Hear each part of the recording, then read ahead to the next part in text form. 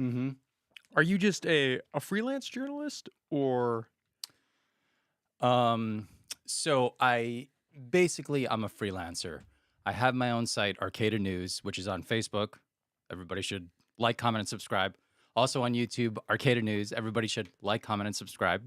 As you know about that game. But then also now I contribute my videos uh, to Keep TV. So that part, but that's also freelance. I do get paid per project. How does that work? Is that a pretty steady gig, or is that kind of why you're building out your own stuff?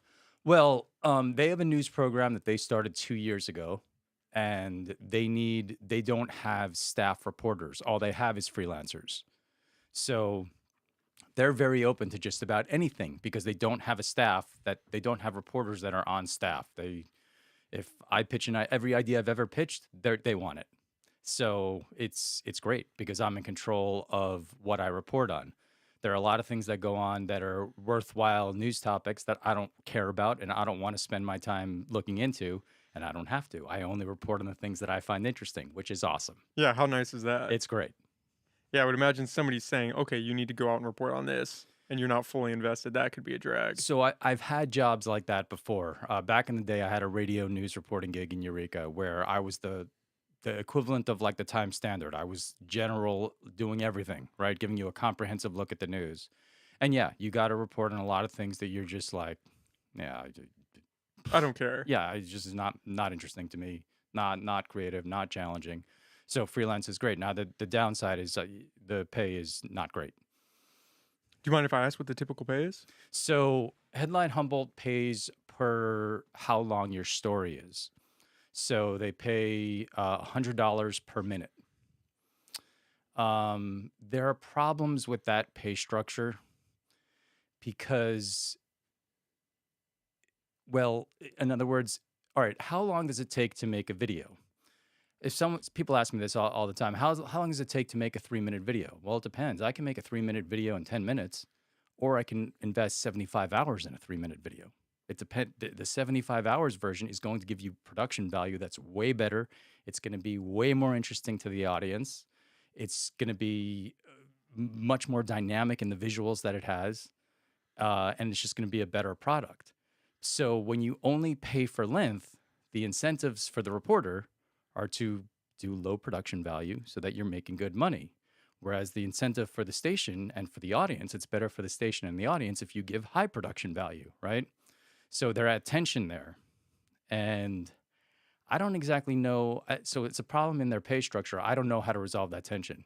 I understand why they pay per time because that's like an easy thing to measure.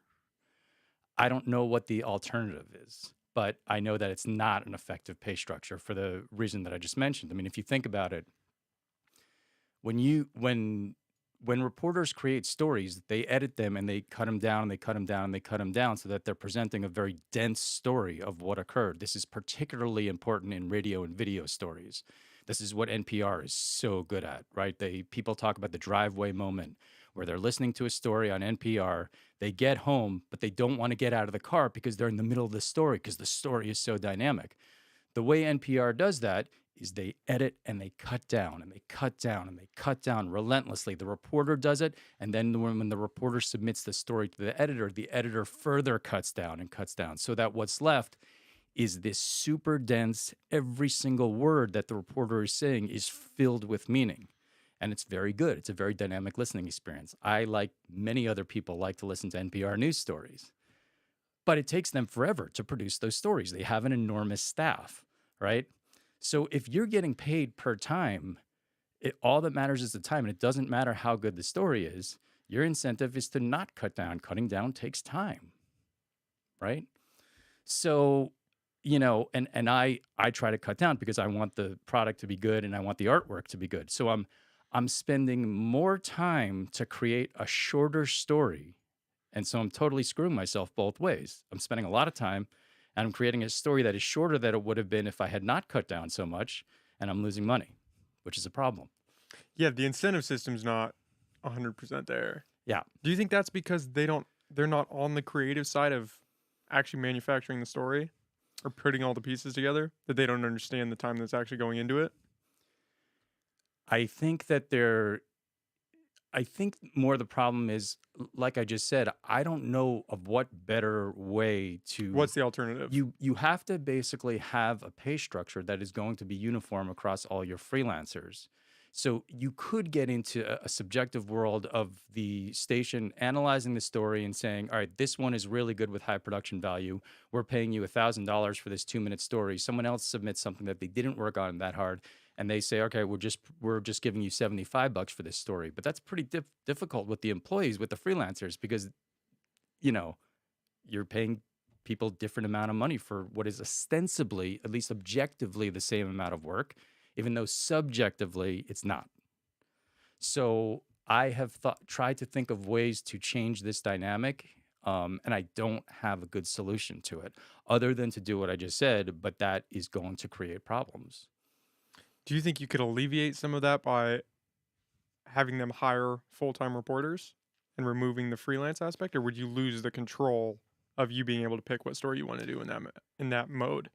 So I do think that if I was to actually work on their staff, I'd have less choice. Um, Now, I might be able to retain some choice, but whenever you go, I mean, tons of news reporters deal with this dynamic all over the place, right? They like the independence of freelance, but freelance is a rough world, right? They like the artistic aspect. They're in the exact same position that I'm in, that I've described. They love the artistic aspect, but they're struggling with money. And then they go on staff, and then they lose some freedom, and then they have to do some tasks that they don't really want to do, and they can't really dive into their artwork 24/7, 100% of the time they're working, but they make better money. It's a trade-off that everybody has to deal with. Um, so I don't know whether Keat could produce a better product by having staff reporters. I'll remain agnostic on that one. Probably smart. Yeah, I mean, Is that kind of why you started Arcada News? Was then you're putting that time into something that's your product at the end of the day? well, I started the site way before I started freelancing for Keat. Um, I started it because I wanted to produce videos, and I did not have a likely place to put them on any of the established outlets here. Um, and producing news stories and now producing video, which has evolved into my medium. This is who I am. This is what I want to do. If there's no money in it, that it would be better if there was a lot of money in it. I mean, this whole world. I mean, Yeah, you're preaching to the choir over here. I am totally preaching to the choir. So, I mean, so for our viewers and for your listeners, um, and come hell or high water, this is what I'm gonna do. This is me, and I'm sharing who I am, and I'm getting massive value out of that, of sharing who I am and making these videos. That's why I started the site, because I wanted to produce news videos. That's who I am. It wasn't super strategic. I mean, I hoped that I could get better, and in the process, I would be able to pitch to places and get a job. But at the time, Keat didn't have a news show, so the only video news in town was Channel 3, Redwood News and North Coast News, which isn't really my vibe. So I knew I wasn't going to report for those guys. For a while, Lost Coast Outpost had a video news reporter, who was doing a really good job, and I imagine she produced videos for them for maybe like a little more than a year, but eventually she was no longer with them, and I assume what happened is that her stories didn't get any more traffic than the written stories, and the video stories take so much longer to produce. So she's producing 1/5 the amount of stories as the other reporters, but she's bringing in the same amount of revenue, and that's not sustainable. I'm guessing. I don't know what happened. I've never talked to anyone. I've never talked to her. I'm just guessing by what I know about video, is that because it takes so long to make it, you're going to have to really generate a lot of interest for every video for it to be financially sustainable. And so they eventually went away from it, and they haven't replaced her. Yeah, I mean, if you're competing with someone that's just sitting down and writing and you're investing 12 hours into a 3-minute clip, it doesn't pencil out when you look at it on paper. It's not amazing. And every time I'm doing it, I'm like, I can't believe how long. I mean, it takes over my whole. You have to love it. You have to love it and you have to want to do it. Otherwise, it doesn't work. Yeah. You said that Redwood News and it wasn't really your jive. Is that just their direction of news or the projects that you wanted to cover? So it's a couple of things. So there's the kind of substance work reasons and the vibe reasons. And The vibe at the workplace. yeah, and I've anticipated that you were going to ask me this question, so I've got it all dialed in my head because I knew you were going to ask this. So if you talk about the actual work that they're doing, so Danya Romero came in here, and Yeah, she's been on the podcast. yeah, so she said on your podcast that she comes in at 3 and she's got to have a story at 6. Okay, she's got to have that story at 6. She's got to have the story into the tech room by 5:40 at the latest. Okay, so she's got 2 hours and 40 minutes to produce a story. If you produce a video story in 2 hours and 40 minutes, it's going to be trash. The best report, if I produce a story in 2 hours and 40 minutes under the constraints that she's working, it's going to be trash. If you gave me a full day, it'd be trash. Right. I still couldn't come up with it. Yeah. It's, So I mean, kudos to her because she cranks them out. She's with I think Fox News, right? Fox or North Coast North News. Coast, yeah. So Fox and ABC is North Coast News, and then NBC is Redwood News. Okay.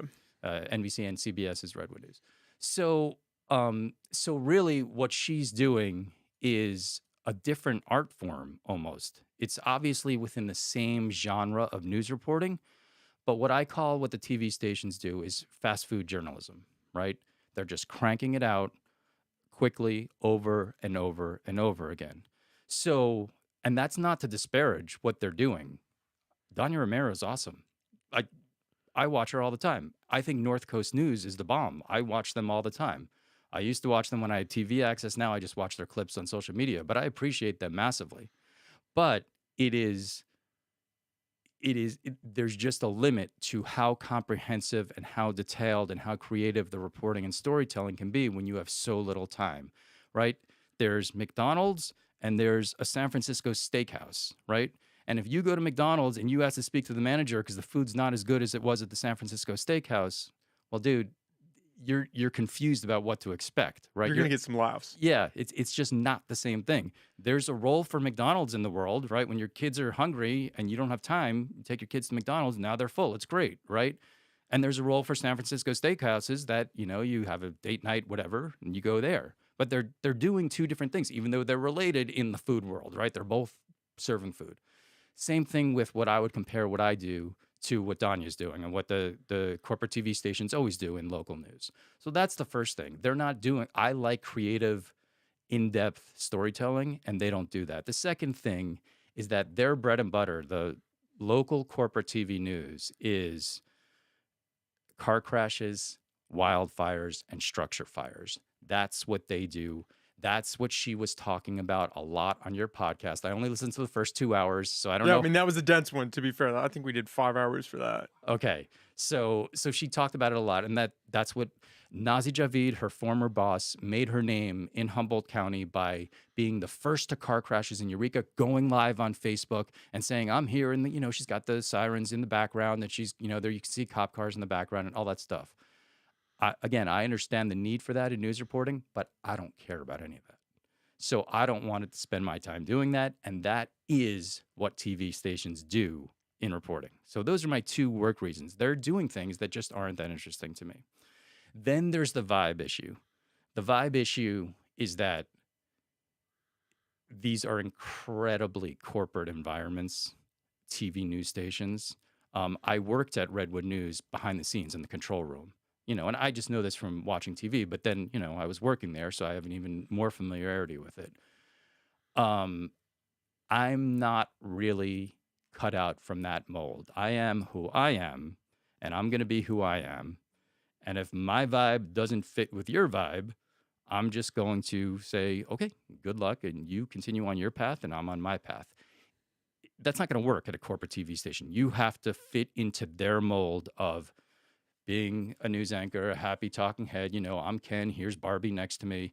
I've got my hair parted on the side. I've got a wristwatch on my left hand. I've got my shirt and tie and all that. I take out all my jewelry because I have earrings and facial jewelry and all this stuff. None of that's going to work for me. No, I'm dictating my aesthetics. No one's dictating to me my aesthetics because my aesthetics are important to me. That's why I work in video. I'm interested in aesthetics, but it's just a different aesthetic than what the corporate media wants to project. Incidentally, I think that the corporate media is too obsessed with the fact that you have to be that way. I think the audience is smart enough to know that it's fine for men to have earrings. Like people, it's 2022. I don't know that the corporations specifically tell people to take out their jewelry, but I've never seen a man with earrings working as a TV news anchor in a corporate environment. And I mean, come on, man. I mean, it's 2022. Like people just they know that all types of people exist on this planet, right? People tell me a lot. A lot. One of the main feedbacks I get from my work is that, wow, it's really professional. And they don't say, wow, it's really professional, but you have rings in your face, so I don't want to watch. That would be ridiculous. You're not going to watch my videos because I have rings in my face, dude, right?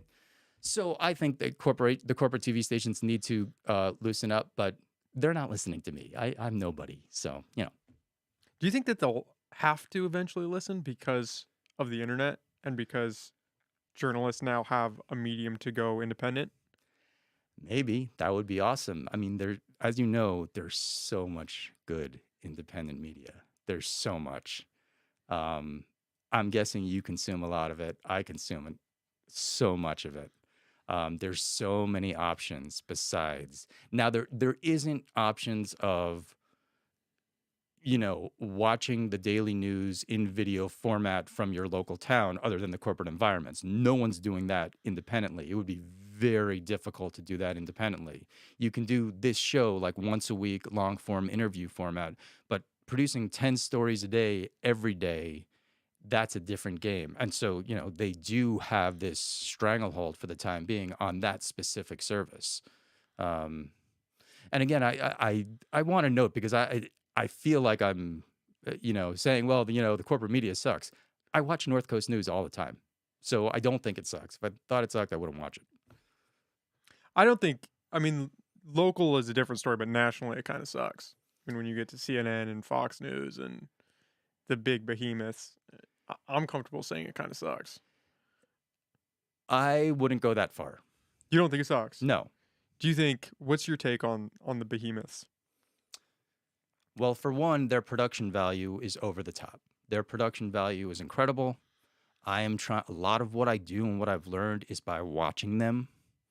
Um, so and also, all right. So one perspective that I have is for me, with my tiny little audience and such limited success, to criticize people that are in the same industry who are super successful is a bit ridiculous. Sometimes I feel doing that because they've got the audience and I'm searching for the audience. Obviously, they're doing something right. Now, obviously, it's a legacy media. CBS News has been around for 85 years and when they got the original broadcasting rights, et cetera. But they're doing something right. I mean, people still do watch them. Now it's an older audience, et cetera. Fine. And it's possible that in relatively soon their audience will really start dying out and it won't exist. But they do have an audience. Their production value is over the top. It's beautiful. Um, the way they put together stories, their editing, their After Effects is really, really good. Their Photoshop is really good. Their writing is pretty good. Um, as far as the spin, yes, there's been a fragmentation, and CNN and MSNBC are basically talking to the left, and Fox News is basically talking to the right, and that is annoying. And if you look at PBS NewsHour, I'm more familiar with NPR than PBS NewsHour because PBS NewsHour is supposed to be talking to everyone. But at least in the case of NPR, I would say they're struggling to do that. They're drifting to the left on certain issues, and that is annoying. But yeah, I learn a lot about producing videos from watching the network, the behemoths that you call them. Well, it's interesting hearing you go straight to the production side of that, which I hadn't taken into account, and how it looks and the visual aspect and the work that's going on kind of behind the scenes to make it look good. I was thinking more content wise, that it seems like their content has faltered, and now you have these independents that are starting to rise up. And I mean, CNN had their streaming service, and that thing tanked. What, after a week? It Did it was make it a week? I don't. It was short lived. Yeah, and they dumped an absurd amount of money into that. And so I think that is sad in some regards because you would think that these legacy media news organizations would have, I don't know, some credibility and would want to try to keep that and say, "Hey, no, we are this trustworthy news site." But it feels like at every turn, I mean, the independents are the ones that are really focused on actual content instead of just selling a clickbait story. But is the reason that the streaming failed that CNN's audience doesn't watch news online because they're older, whereas the people who do watch news online aren't interested in getting their news from CNN? It's like two different generations, right? People under 30 don't care about CNN. People over 60 really like the CBS news, right? So if they're trying to cross streams, I don't know if it's the content issue or the fact that it's different ways of, streaming versus TV that Different medium. yeah. Um Well, then you have to ask what happens when your audience dies off. Are you going to pick up those 30-year-olds that are eventually going to be 60, or are they going to stick with the internet? So I'm always wondering about that. Right? Are the 30-year-olds now who are just streaming and don't take this seriously when they get older and they're slowing down and they're having kids and then they want to turn on the TV after dinner because they're tired from working their 9 to 5 jobs, are they going to gravitate towards the CBS Evening News? Maybe, I have no idea. Or are they just going to stay, or is this just this permanent change in the media? I don't know. I don't know that. But why do you think that the behemoths are terrible content-wise? I think, well, I think Trump was an interesting case in that the news became more personality based.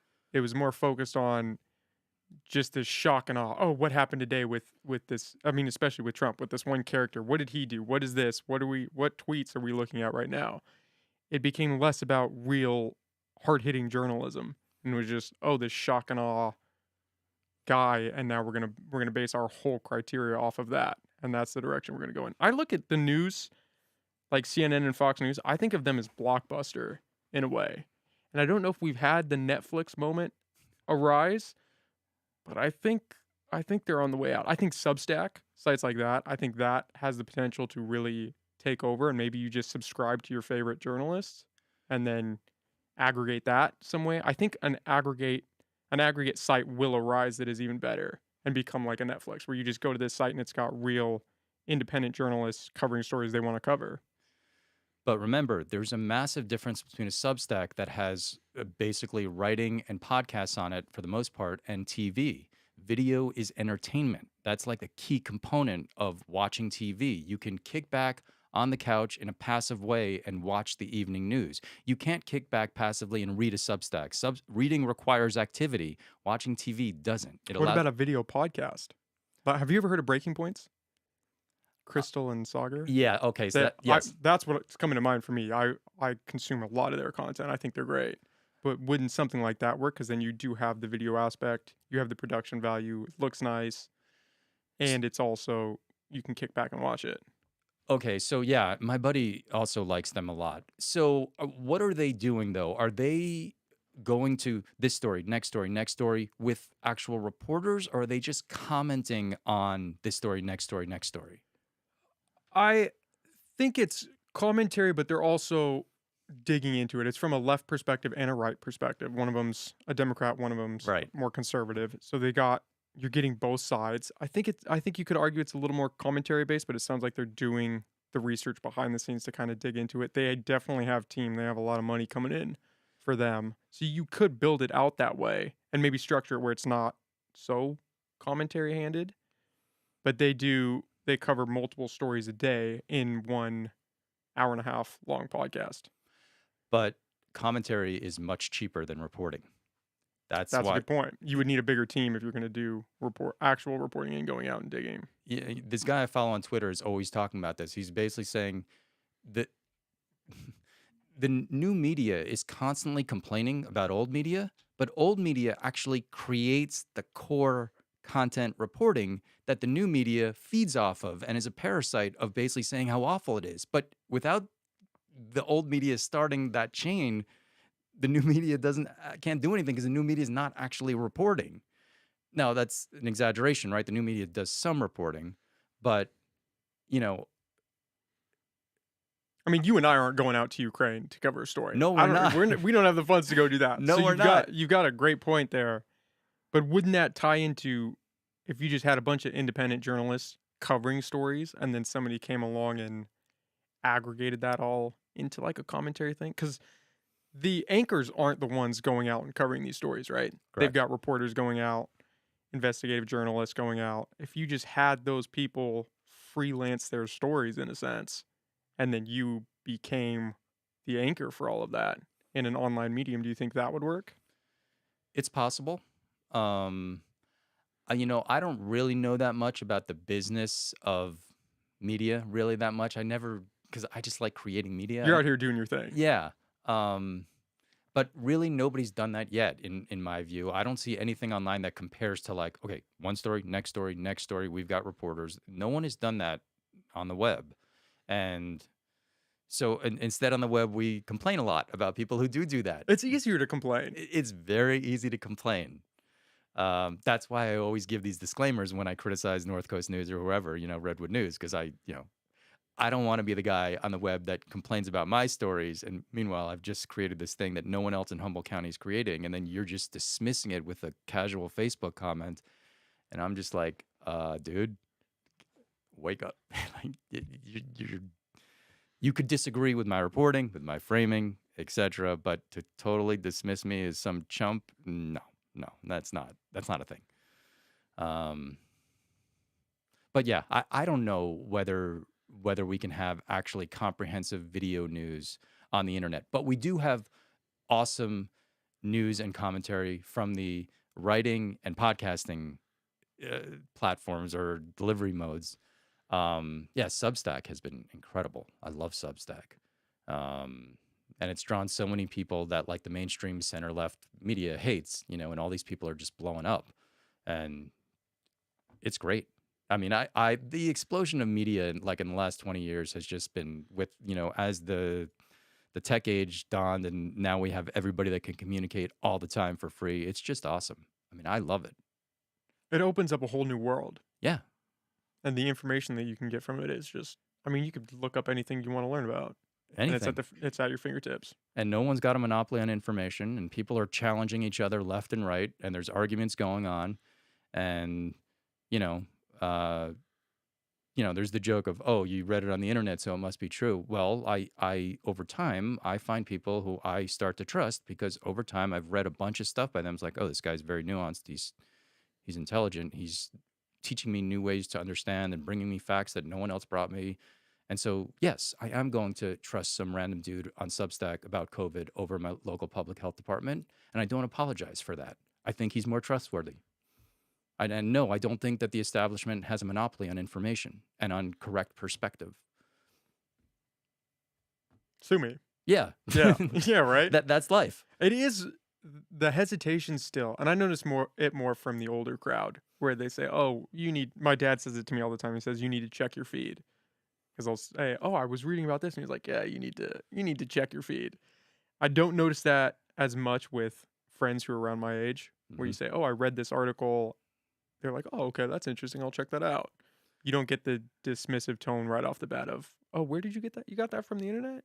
And you're gonna just trust it. You know they can put anything on the internet, right? Well, I agree with your dad. You do need to check your feed. Well, And to be fair, there's a balance yeah, because anybody can post on the internet, but you got to have a little faith that you're not going down some BitChute rabbit hole and just watching some crazy videos. well, but my response to him would be, okay, but you need to check your sources as well because just because it's in the LA Times does not mean it's true. I say that Everybody, to them all the time. They yeah, watch like CNN and stuff or ABC. Like, yeah, you should check your. I've started saying that more recently. I'll come home and say, you need to check your feed. I think you guys are getting a little too. You're getting a little too out there for me. how does your dad like that spicy comeback? It cracks him up. That's our banter. It cracks him up. But I mean that ties back into my kind of hesitation around the behemoths now, is I feel like you can only rock the boat so much with your credibility before people start getting off. Right? Have you noticed that as a reporter? What do you mean by that? Where if you come out and maybe you publish a false story and you might think that it's true, if you don't come out immediately after and retract it or make some changes or say, hey, this was wrong, if you just keep riding that line, it people stop trusting you. which Yeah, is important. As I mean, for what I'm doing here, especially, but for what you're doing, I would imagine equally so. Is if people can't trust you, what are you? Who's going to want to watch your stuff? right. Although in this podcast, like you're not taking responsibility for anything I say, right? I'm Like not even taking responsibility for what I say. right. And also, it would be unrealistic to expect you to fact check every single thing that I'm going to say. And be That's ridiculous. perfect. Right. Of course, you don't. I'm bringing up topics that you weren't anticipating. This is extemporaneous conversation. Um, and this is what I try to explain to people about Rogan. It's like he's just having a conversation. He's not producing a finely curated There's no thing. script. And there's no he's not delivering the truth on high from big media. He's just having a conversation. If you want to watch it, watch it. If you don't want to watch it, don't watch it. I really like Rogan. I assume you do too, because this The setup, it kind of screams. I mean, there's only so far you can go without entering that realm, right? yeah. Yeah. Um yeah. Yeah. So I like him a lot. And I think you've done a really good job of copying his I mean the production, the way the show looks is very reminiscent of Rogan, but then also your personality is very reminiscent of Rogan because you're chill, you're open-minded, you're curious, you're friendly, you're good-looking. It's the same thing as it's like the same combination of things that makes Rogan good. He's chill, good dude.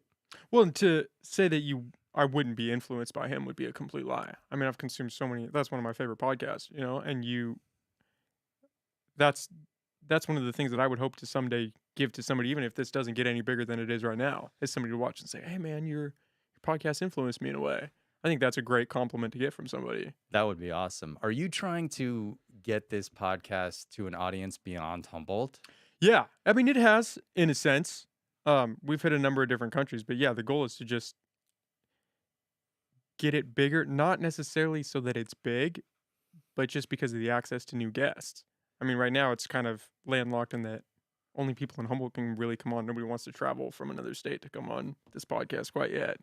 But that would be the goal, is just keep getting on more interesting people. And are the people who are going to watch from all over, are they going to watch because you're starting to get like national guests, or are they going to watch because, Humboldt County has its romance, its charm because of the weed? Like people are like, oh, I can learn about Humboldt through this podcast. Like that seems like that's two different. Um, I think it's not necessarily the guest being national guest. I think it's just interesting people. Like I find this conversation interesting based off how we've gone so far. Like I'm interested to sit here and talk with you, and that's how I base all these podcasts. Is if I find it interesting, there's got to be somebody else. Even if there's just one other person, they've got to find it interesting too, right? Yeah. But like, okay, so when you interviewed Renee, I forget the woman who won Eureka City Council. Contreras de Loach. Yeah.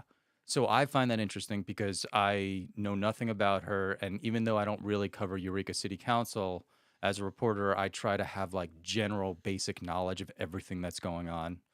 And I know nothing about her. I thought her opponent was going to win. So I didn't even read any of her candidate statements, nothing. Then I'm like, whoa, who's this woman who just won the election? So I go to your podcast. I'm like, oh, he talked to her? Sweet. I'm going to watch this. This is great. So I'm like 30 minutes into that.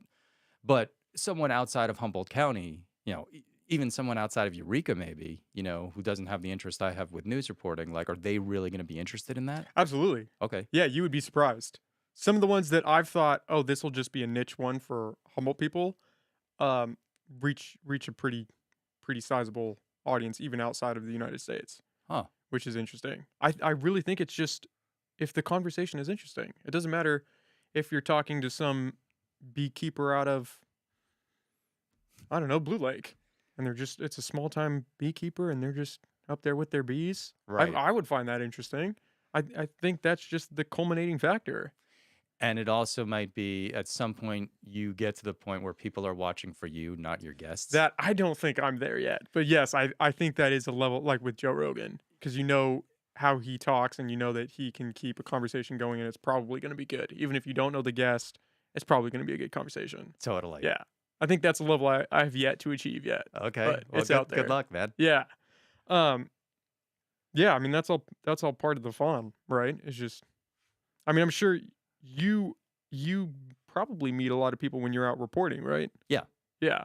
Do you enjoy that communication aspect as well, or Yeah. do you like being behind the camera a little bit more? Um, I like it all. I like being in front of the camera and behind the camera. Um, and especially, I've been doing a lot of stories in Arcata where I live. I mean, it's called Arcata News. So, I just see and kind of know a lot of people through reporting, but then I just see them around town all the time, like, all the time. Arcade is pretty small. You see them at Safeway or the co-op or wherever you're going, or on the plaza, just walking down the street. They're coming the other way on the sidewalk. And so it's cool like that. Um, and I like reporting on my neighbors and explaining what they're talking about and what's important to them. That's pretty gratifying. And you don't get that when you're a national reporter because you're just hopping from one stranger to another. And these people, I mean, I know where they live, like exactly where they live. That's their house. I talked to him yesterday. That's his house right there. Um, and so it's pretty cool. And there are a lot of people you interview over multiple stories because they're kind of like not influencers, but they're people who get involved in local politics. So you see them, it's like, oh, I'm back to talking to this person. It's been like 2 years, but I'm back in. So I like all that. And yeah, I like being in back of the camera and in front of the camera. And I think that's one of the ways that I'm pretty versatile because a lot of people are really more of one or the other. Um, like Danya was saying that she's not a very good editor. She was saying, "Oh, yeah, it's really good that we have this staff that's backing me up and supporting me and all this stuff," which is understandable. So I don't have a staff. Like if I don't know how to do it, it's not getting done. Yeah, you got to figure it out. Yeah, I got to figure it out. So that's why I've figured out a lot of stuff. I mean, by asking the internet how to do something, and especially when your question is a technology question, there are tons of answers, as you know. So I've developed my skills. That I'm pretty stoked on. Like lately, I've been saying, okay, I need to, because when you're developing skills, because you're just in it every day, there's never a point where you say, "Whoa, I've gotten a lot better," because it's so gradual. Um, but I was like, okay, I need to have like a little self appreciation thing because whoa, these videos that I'm making now, they're like way better than they were 5 years ago. Look at how dynamic this thing that I created was, and I get stoked on it. But I got to keep going because there's so much. It's never ending, as you know. And it's easy to see that you're putting the time into your videos. I mean, I like that you start out and you've got kind of the camera on you and you're giving your little intro and then you go into that narration aspect and you've got all your cuts coming up and your little graphics coming up on screen. I mean, you put work into it. Yeah. Yeah. And there's also the aspect of I animate my graphics and the graphics need to be animated exactly according to my voice so that it's all synced and so it's all this dynamic experience. This is what the big behemoths taught me. They're doing this all the time, and they're doing it every day, right? It's impressive because they have the reporter voice the script at 3:30 and they've got to have the video on TV at 5. So they've got an hour to get into After Effects. For me, After Effects takes forever, all this animation stuff, because my little but they've got their procedures and their processes locked in, and so they're really quick with it. But I'm trying to get faster too. Getting faster as an editor is definitely Crucial. crucial. I need to learn way more shortcuts. I'm using my mouse way too much. When I've just like watched over the shoulder of like good editors, they almost look like they're typing, right? Because they're never have it. They're just shortcut, shortcut, shortcut, and I'm not really doing that. I mean, I use some, but not as many as I could. Yeah, I've got the cut shortcut. Andy was actually making fun of me the other day. He's like, "Dude, I can show you some shortcuts on the keyboard because I'm a mouse guy all the way, Right, dragging everything around, clicking to switch my cursor to something else." Yeah, I don't have those down at all. right. And it's a slow process that way. You take something that could be done maybe in 30 minutes and you drag it out to 45 an hour and all that adds up, It adds especially up. across videos. Is that your biggest hang up right now is just the time that it takes to push out a video? Yeah, I mean, it's a huge challenge. God, I mean, I've got so many challenges. The time is really an enormous thing. So even before I start touching a camera, I've got to do research, and that sometimes is a really long process. And I'm right. You're researching, you're reading, and you're not actually shooting anything. You haven't even started the video, and you're researching, researching, researching. It's a big process. Um, And if you cut corners and you don't research it, your story's not going to be as good.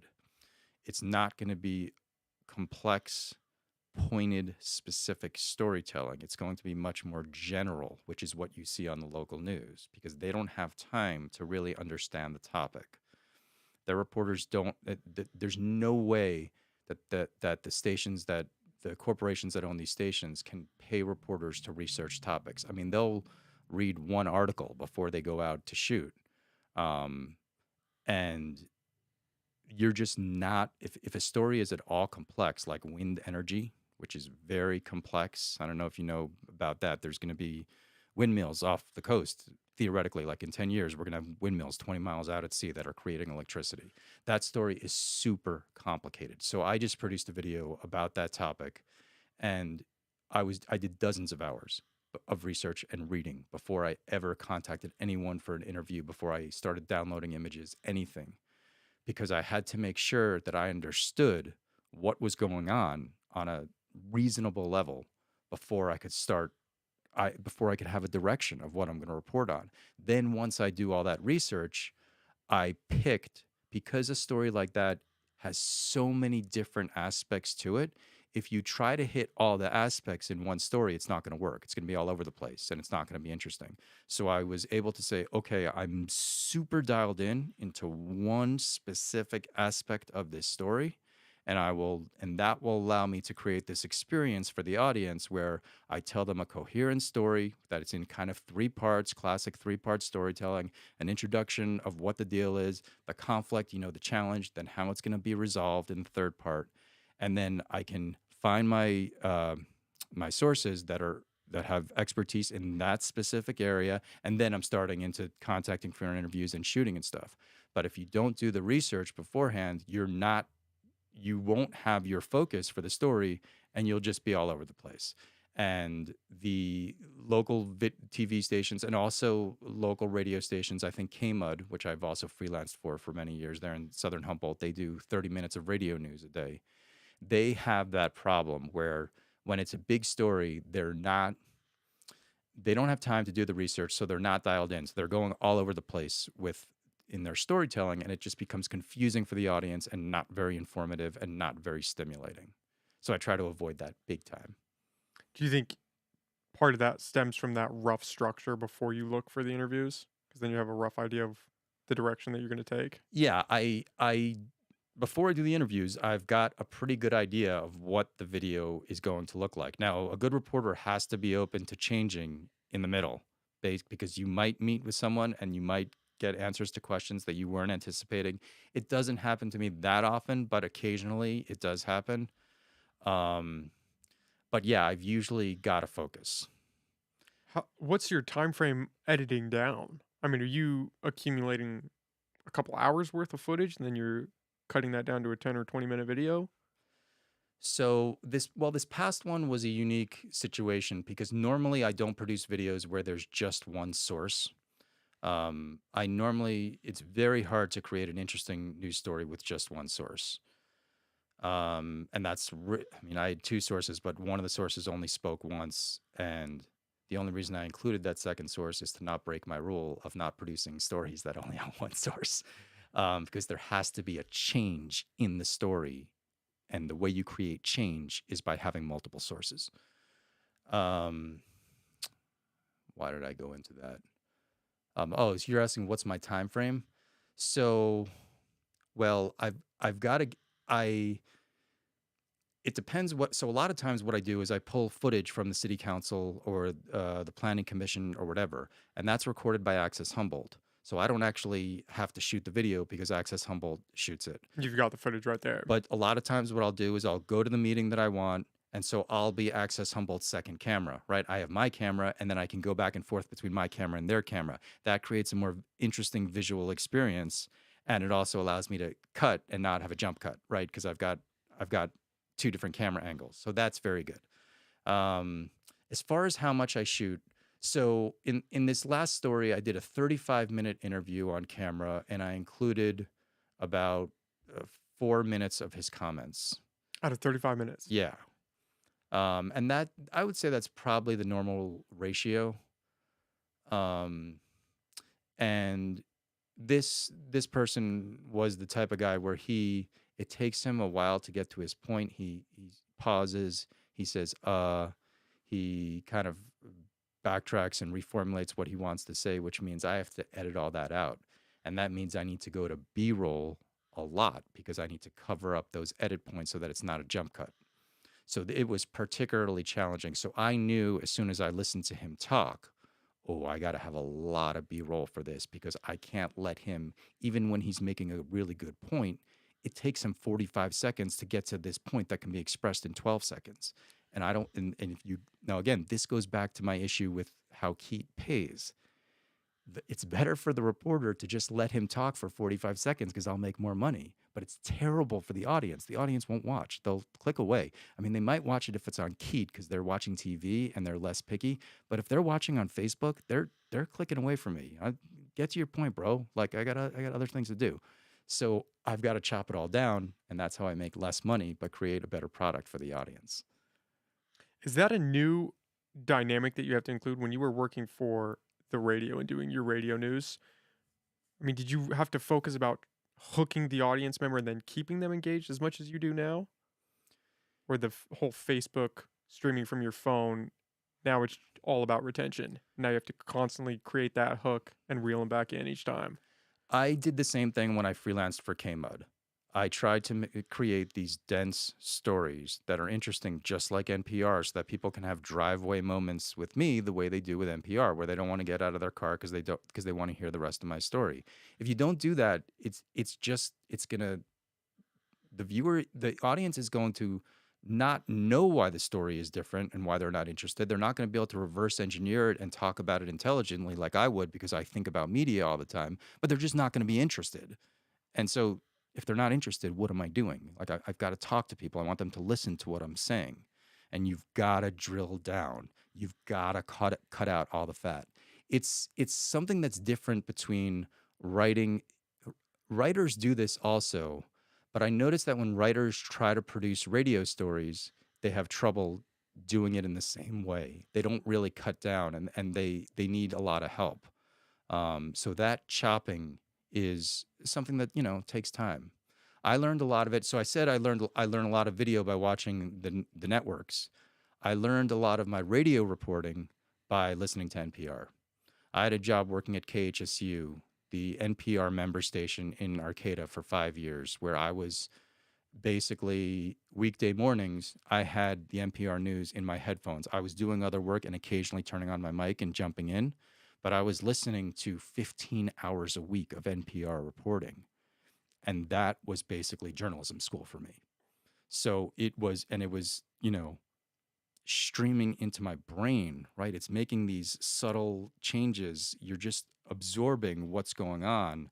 And at the time, I was, when I was becoming conscious of why their stories were so good, I was calling it the NPR tricks. NPR has these tricks that they use to make you care about what they're saying. And I stole all their tricks, just like you steal Rogan, right? Stealing is, you should steal all the time. Learn from the people that are better than you. It saves you a lot of time. Yeah. Yeah. So, yeah. So you really looked at it as a way of studying how to get better. Absolutely.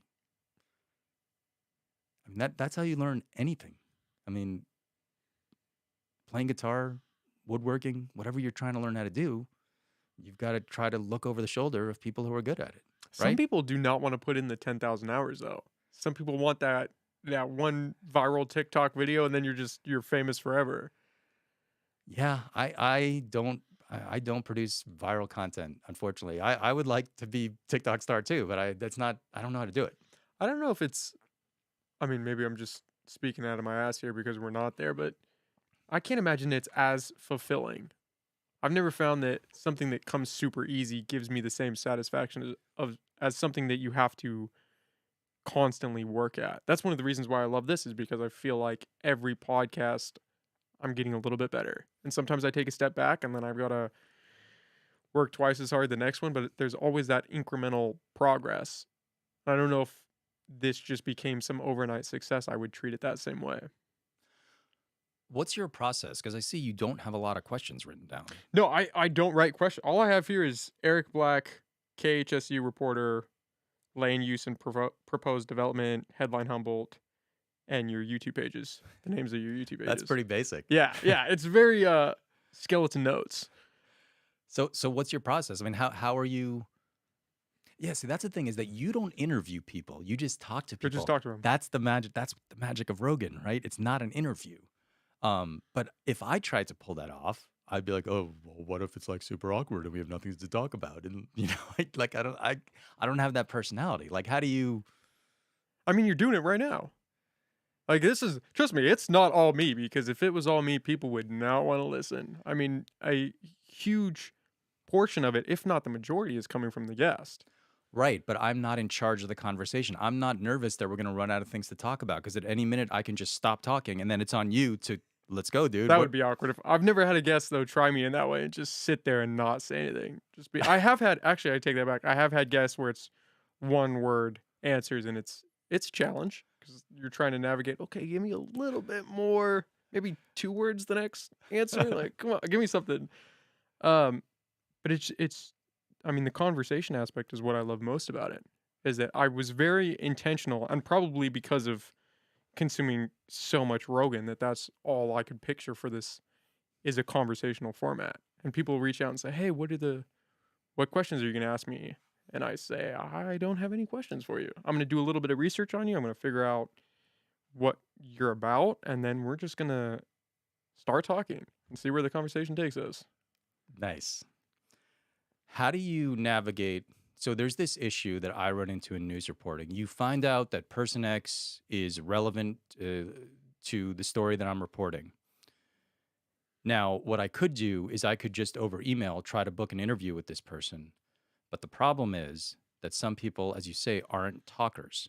Now, just because you're not a talker doesn't mean you're not doing something super impactful. You could be super impactful. But if you're super impactful and you come on this show and you're not a talker, it's going to suck, right? So, and you never screened me. We didn't ever talk. We were just over email. But because I'm in the media and I'm on camera, you can have a reasonable assumption that I can like talk because that's my thing that I do. But like, did you ever talk to Carrie Griffin? Like, yes, she's interesting, but did you know she was going to be able to talk about it?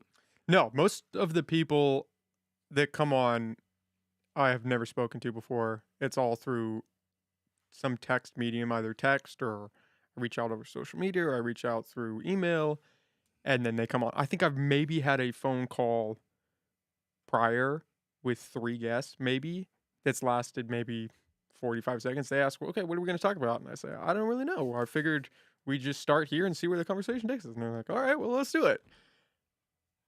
And you gamble, and I'm sure part of that is my inexperience in that you gamble and hope that the guest can talk. Because I have had guests that can't talk, but I never look at it in that it's the guest's fault. I look at it that I'm not experienced yet enough to pull out that conversational aspect in them. So I always frame it in that way that, okay, I need to work on this, that I need to be more conversational or figure out how to phrase the questions in a way that leads the conversation to a more interesting place. Because sometimes you go to a dry spot and you're just sitting there and you're talking about something. It's like, oh, this is not interesting or like this is rough. And part of the skill is trying to recourse that and alter the direction and steer the ship just a little more to the right. And then you're going again. Hmm. That's that's really surprising because yeah, I mean, it's good that you're saying that you look at it as okay. It's I haven't figured out how yet to draw them out, and I've kind of talked myself into when it happens to me as well. When I'm interviewing someone, I'm like, oh, I can't get them to talk about this thing that they're very knowledgeable about and what they're doing. Um, but like so sometimes that happens, but that's the reality. I am where I am, and so I have conducted interviews, and recently where I conduct the interview, I can't use anything of this. I go back, I listen to the interview, I've got nothing that can work in the story. I just wasted my time. It might be my fault, but it was still a waste of time. Um, Do you think that's when you say that you can't use anything, is that because it's off topic or the direction is not what you expected it to be? no, it's because some people aren't really that good at articulating ideas. I need you to talk about the thing you're doing. They're good at the thing they're doing, right? But they can't talk about it. Or a lot of people do this in interviews, which is funny.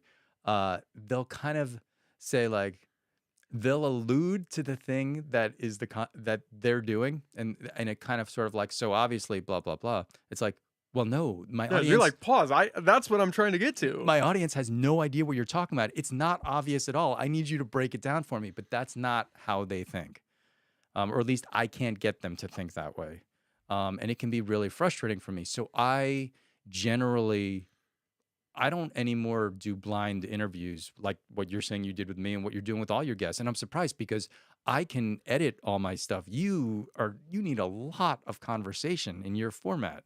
Um, and I would just think that sometimes you're just like, okay, we have no episode. You booked your producer, but uh, we got no show this week. Whoops. But good job in that not happening very often. Yeah, I mean, one of the reasons why we do it live now is because then it's just out there. It is what it is in its form. It kind of takes the pressure off of, oh well, this one sucked. I mean, I've had ones that have sucked again because of mistakes that I've made, but I'm of the mind where you just gotta put them out there. That kind of lends itself, in my weird way of thinking, to my credibility. Is I'm not gonna edit this. I'm not gonna cut chunks. What we said is what we said. Here's the thing, and you can watch it or you cannot watch it, but you can't say, oh, he manufactured this or he tweaked it to make this sound different or that sound different. No, there's the whole thing. Okay. Like it, love it, hate it. You can't say I tweaked it. Okay.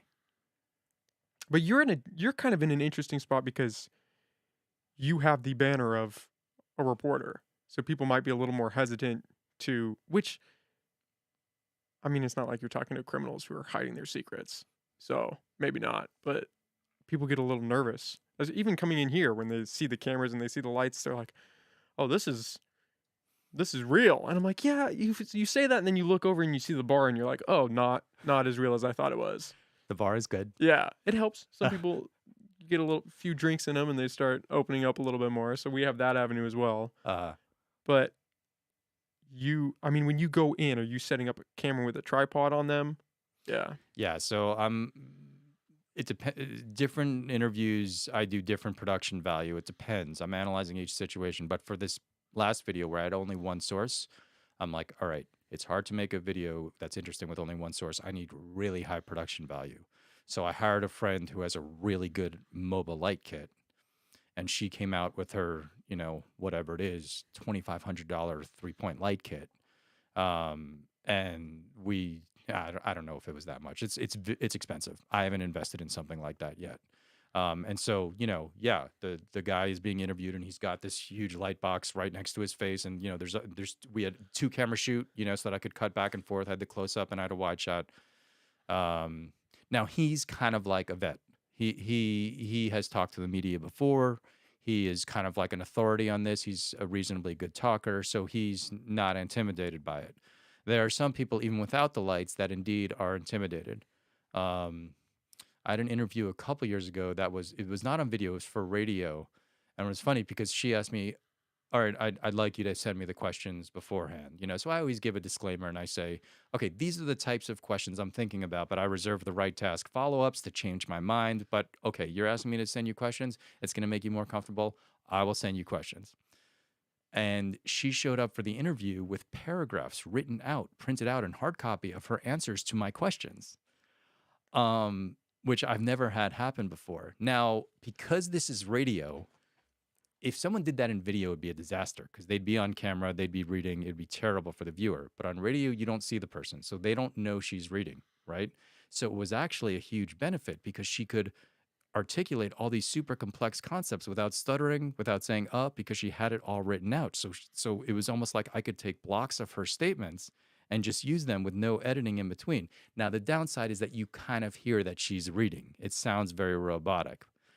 But, afterwards, I was chuckling, kind of talking to myself because when she first busted out her papers, I was just like, wait, Oh, what? it's going to be one of those. Well, one of those, I've never had that happen before, even with people that are nervous. But, so I thought, oh, this might not go well. But then afterwards, I was like, you know what? She's got all of her ideas pre-formatted and she's answering the question in an intelligent way. And so maybe it was good. It wouldn't work for video though. Do you get a lot of the people that you're interviewing, do they ask for questions beforehand? Are No, they less receptive to do it if they don't have the questions? most people don't ask for questions beforehand. Um, It always kind of weirds me out when I find out that if it's like an interview on the person or on what something that they did and then they had all the questions beforehand. I felt that way about a lot of the candidate interviews. I don't want to put them on blast, but I think it's the League of Women Voters. I think they do that. And I just feel like you lose an essence in that because then they had a ample time to think about it and formulate the best response, not necessarily the response of how they really feel or what they would have said in the moment. Regardless of time, you could give them more time. I think the format is ridiculous. We're in a world where you could have, a 4-day long just session where each candidate you ask them the questions on the spot and they can take as much they could take 3 hours to answer one question if they wanted. But giving them the questions beforehand, letting them kind of manufacture and tweak and run it by whoever to see, "Oh, is this going to sound good? Does this seem like it's going to take for you?" That always has rubbed me the wrong way. I totally agree with you. Um, the reason they do that is because everybody is usually willing to come on if there is that sort of format. You need the conditions. And but you're right. It creates an absolutely terrible piece of media. There's no conversation. There's no nothing. At the station that I first worked at uh, when I moved up here, um, the host would ask questions to all the political candidates, but for each office, he would ask the same questions, and this was part of the promise to the candidates. I'm not going to follow up with anything. Here are the 12 questions I'm going to ask of every single candidate. So the benefit of that is that all the candidates come on because they can frame exactly what they want to say, but there's no follow up. It's completely inorganic. Um, it's a disaster. It's part of a wider issue of if you're an attack dog and you're very confrontational, the media is much better, but you can't get the guests. I mean, I was watching Thomas Edrington this morning, and he was talking about access journalism on your podcast, having your sources and then not wanting to burn your Yeah, sources. how accurate was that? Yeah, and so it's kind of a version of that. But I get very frustrated, like you, with the League of Women Voters, and it's a great point that you know they can just come on your show and have talk for 6 hours like this. That's the thing. Old media has all these constraints. They're half-hour blocks, and all. It's got to be exactly 28-minute and 15-second show. It's like, let's just make a YouTube video, dude, and make it way better. Um, See, yeah. So I don't really have a solution to that because you're trying to balance those two things. Well, I mean, especially for the presidential debate. We're picking a president and we only get to see him for what is the block like 2 hours Yeah, for 4 nights? right. Wh- For the president, we can't get I don't know, 2 weeks? What Now, are we doing? We now, have the technology. but at least in those debates, those moderators do ask follow-ups and do challenge the candidates. Whereas in the League of Women Voters, they don't even do that. They won't challenge anything you say. It's against their ethos, right? So you're just spewing trash. Whereas in the debates, no, they do follow up, and they do. Whoever the network news guy is, who is pretty well informed, he's going to challenge the candidate. So I would say they have a leg up even on the League of Women Voters. I am frustrated by the League of Women Voters. Yeah, not to knock them.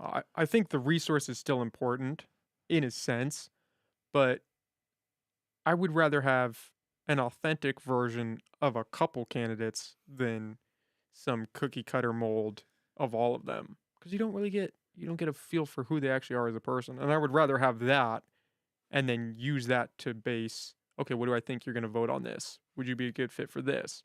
Are you going to vote in alignment with how I feel about these issues? I mean, if you're just spoon feeding me what you think I want to hear, where do I go with that? Can I really just like, okay, pick X, Y, or Z, but they're all saying the same thing. Okay, great, thanks. Yeah. It's It's just like, surprise, surprise. Everybody agrees we need more resources for mental health. everybody agrees the homeless It's a issue is a problem. problem. Great. Sweet. Great, Killing it. glad we got that question. Thanks. Let's move on to the next one. Yeah. So because I've only recently discovered your podcast, I'm not I don't know when the time, like all these people that were candidates, like Juan Pablo Cervantes, I see he's in your list, and Natalie Arroyo. Did they come on with you after they had already won the election, or were they candidates when they They came? were candidates. So that's awesome. So you had your open format. You follow up when you think it needs more follow up, and you move on when you need. Well, you're not even asking questions. You're not interviewing them. You're hanging out with them. You're having a conversation. But that's awesome that you provided that alternative. Unfortunately, I just discovered your podcast because I have my head up my ass. But No, I, we're a little undergrad still. yeah, but the next one I will use you as a campaign guy because that's great. I mean, you new media, good. You're following up and you're having long form conversations with none of these constraints. That's awesome. And even with that, I'm always surprised that they're the ones that come on are willing to come on because you don't know what I'm going to ask. Like as a politician, the safe bet is not coming on because I'm a loose cannon. You don't know what I'm going to ask. You don't know what direction I'm going to take the conversation. Right. There's no cookie cutter mold that you're going to fit into coming in here. And I think that was especially true with I had Karen Paz Dominguez on back before or during everything that was going on, the investigations and everything, and she came on and we talked. That was one I had not necessarily questions, but I had 8, 9 pages of notes and was formulating questions off those notes because I was really interested in that. And I think again, and that's what it all ties back into is I'm gonna ask the questions that I'm interested in, and hopefully somebody else can find some value in that. But it's weird to me that nobody else has done that. I mean, the candidates want airtime, whether it's going to be good airtime or bad airtime, it's kind of up to them and what they stand on. But I think that's all part of it. That's all part of having a healthy democracy and getting to know your candidates. So two things.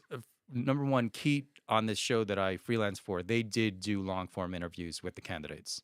So it's about 17 minutes, not as long as you. 17, that's what I'm saying. I think there's a radio station that did a couple too, but theirs were 6 minutes maybe. Right. So here's a question. Do you think during the next round you can get both candidates at the same time who are running together? Then you've got like a serious debate and you don't have the constraints. That would be awesome. I've had that posed to me. I don't know if I'm the guy for that. I think you're the guy for that, dude. And then What do you mean? there's the issue of is it less conversational and more moderation? Am I going to be asking one a question and then the other's going to be trying to jump down their throat and then it's going to turn into this chaos of them going back and forth and then it's just 2 hours of yelling. I've had those podcasts where you start losing control a little bit and you get worked up or the guest gets worked up or both. And then the last X amount of time is just this tug of war. What's the point of that? Okay, you're right. You'd have to figure out what you're trying to accomplish. And are you being a news guy like the news anchors who moderate the presidential debates? Are you being chill conversation guy? I don't know because even in that situation, Rogan doesn't really provide a model because he has the candidates on, but he doesn't have two at the same time. Yeah, he'll shoot the shit with Bernie Sanders, but it's not like he's got Sanders and there's Hillary right there. And no, I've never I seen mean, him. could you imagine Trump and Hillary when they were both running? What that would have looked like if he's trying to moderate? It would be It would have crazy. been cool. I'll Yeah. be honest. It would have Yeah. been awesome to see, but I don't know how that. And then what if you have 4, 5, 6 candidates? You're gonna bring one on with each person and then cycle back through. You just bring on 2 at a time. Well, but I'm thinking, especially when it gets to the runoff stage, by definition, there's only two. So at that The point, runoff, yeah, would be more conductive. you for can that. do that. Yeah, I'd watch for sure. I have had that. We've had that posed a couple times. Who said that? I'm trying to remember who it was. I don't remember. We've had that posed a couple times, and Was I've it thought was about it was it listeners, viewers who were saying it, or was it the No, candidates? it was people that have come on saying, "Oh, that would be an interesting resource for the community." If Yeah. I thought I could do it justice, I mean, who knows? We'll see. We got Okay. another round of elections coming up again, so but that would be an interesting format. Yeah, I don't know. It'd be interesting to see how Yeah, that would pan out if it would just turn into chaos. I don't think it would turn into chaos. I mean, We've maintained a pretty calm atmosphere most of the time. yeah. We haven't had anybody storm off yet, so we're gonna need a camera on the door because one day that will happen. But yeah, I don't know. Well, as the person leaves the Yeah. frame, you can, Just, yeah. okay, thanks. That'll be an interesting one to have. Yeah. But yeah, I think that's one of the good things with the new media aspect is you're challenging things that were set in this way. I think that will eventually change. I think they'll go to longer debates when they realize that's what people want. They want to know the candidate and really get to know them. They don't want these basic questions. They want to know who they're voting for, and they Hmm. should know. I mean, you think back to the soapbox days where a candidate would go stand in the town square, stand up on the box, and talk for hours. We don't have that today. We get tweets from your candidates. Oh yeah, what is it? 280 characters? Right. Here's what I'm thinking. Right. How helpful is that? That would be great. Yeah, I would definitely be into candidates in this relaxed forum. But yeah, the issue of whether you're going to be the news guy interviewing them or your normal thing of being the chill guy, because when it's one person, your chill guy model works. But when it's two people and they're running against each other and you're playing the role of chill guy, I don't know if that works. I'd have to think about that more. Well, it's your podcast. I don't think about anything. You're going to Yeah, decide you what to think do. about it. You let me know. You Yeah. come up with some ideas. Yeah. It's funny hearing you say the chill guy. I should get that on a sticker, the chill guy, because I feel like sometimes I've definitely been unchill before on the podcast. We've had some heated moments, Wow. but that's just that's I haven't seen them yet. I mean, I've probably watched like 5 hours of your conversations, but I haven't seen any conflict yet. But that's you have a huge library of yeah. We've too much. yeah. I mean, we've got too much. I've done podcasts way too long, but that's all part of learning and honing your craft in a sense. I saw that you switched from like a white, you were against some white wall, and so this is only not that long that you've been doing this setup. So how long has this setup been? I mean, this setup has changed a lot. You're the third or fourth guest to have the curtains behind you. We've recently added that. I painted the wall a while ago. We got some lights and stuff. It's constantly changing. I started out on a pool table at my parents' house. That was the first podcast, the first two or three. And then it moved into the dining room. And it was just audio at the beginning, or was it always video? I think the first one or two might have just been audio. The first few might have just been audio. And then I very quickly realized, no, you need the video component. But it used to just be a single camera facing both of us, which is rough. Nobody really wants to watch that. And then it would cut out. It was a GoPro, and I overheated the thing, so it would cut out 45 minutes in and just go black. Yeah, I'd hashtag say, GoPro life. yeah, I'd write sorry on the screen, and then it would just be a still of us for the rest of the podcast. Yeah. I mean, I'm sure you went through that. The learning curves are just half the battle. You Yep. just gotta. I always tell Andy, if something's not going wrong, we're not doing a podcast. Yep. And you're always seeing, then when you get deeper into it, you're always seeing the next level. You're seeing, okay, and the second you upgrade to your next thing, you get your new gear, you paint your wall, you're like, oh, sweet. For 2 days, you're like, oh, sweet. Then, like, on the third day, you discover, hey, this other guy's doing this thing, and now I need all new gear, and I need to learn this software, and I've got to upgrade this mic, and boom, boom, boom. And it's just a never ending process. Yeah, there's no moment of satisfaction No. where, oh yeah, okay, I've reached it, I'm done. That's why I said I need to have a self appreciation day. I still haven't done it, but I want to do it by the end of the year. It's kind of like on my list to just, okay, like kind of watch my old videos, say, hey, this is cool that I've gotten better, right? And then still stay hungry, but, you got to have some self appreciation, I think that's important. You gotta stop and smell the roses. Yeah. Otherwise, you're gonna die, and then what? Yeah. You never said, oh wow, look at what I did. So that you can actually enjoy part of what you're doing and be happy and, You just don't want to be that guy that's stopping every 5 seconds to smell the roses. that's bad. Yeah, then you're 80 years old and you haven't achieved anything, and Done you start nothing. spiraling. Yeah, you start spiraling. I saw a couple of your videos. I mean, you've had your channel for a while, right? I think I saw some. Was it HSU games from like 10 years ago? Oh, yeah. Was that the start? That was basically the start. And you would just go. Were you filming for them, or were you just filming for yourself? I was just doing it for myself, and eventually they started embedding my videos. They just asked, hey, can we embed your videos on our game story? Now my video would come out a few days after the game happened, but and they put up the written story immediately. But then once my video would publish, they would start embedding my stories, which is why the view counts are pretty decent relative to a lot of my other stuff for those videos, because there's a very targeted audience. There's like, we know there's the Humboldt State basketball fans. Yeah, they're gonna watch the highlights of the game. That's cool, So those sports videos were the first videos I did, because I'm just a sports guy, and that was super fun. I'd like to go back and do it again, I don't know, for whatever reason, I haven't gone back and done it again, but yeah, it's super fun. And I narrated, like I'm some sportscaster and yeah, super cool. Is the idea to eventually build out Arcaded News as its own standalone thing and you do that full time? Or do you kind of like doing the freelance as well? So if you look at like, okay, what Kim Kemp has done, she just created her own noob site, redhead black belt, and she slays. She's got advertising money. She built her whole operation one person, right? So I respect the hell out of her. I mean, it's an incredible accomplishment. Um, I am not making any money off Arcata News. I don't sell advertising, and I don't think my model is really advertising friendly because I produce so little content, right? This is the same thing that the Lost Coast Outpost ran into with the video person that they hired, which I was telling you about. So I don't know whether I can make money, and I'm not interested enough in making money to take time away from my content production to start researching, okay, how do people like me make money off this? Like it's just I don't know if that research would pay dividends, and I'm just not that energized by it. But what I would like to do, if I could make freelance videos for the PBS NewsHour, which is a national news show, which is the public media side of things and not the corporate media side of things. So I like it better. I fit in much better with public media. I've worked in public media most of my media jobs. The only corporate media job I had was working for Redwood News for a year and a half, and then that first radio job that I had when I moved up to Eureka. But I've had tons of other jobs. They've always been in public media.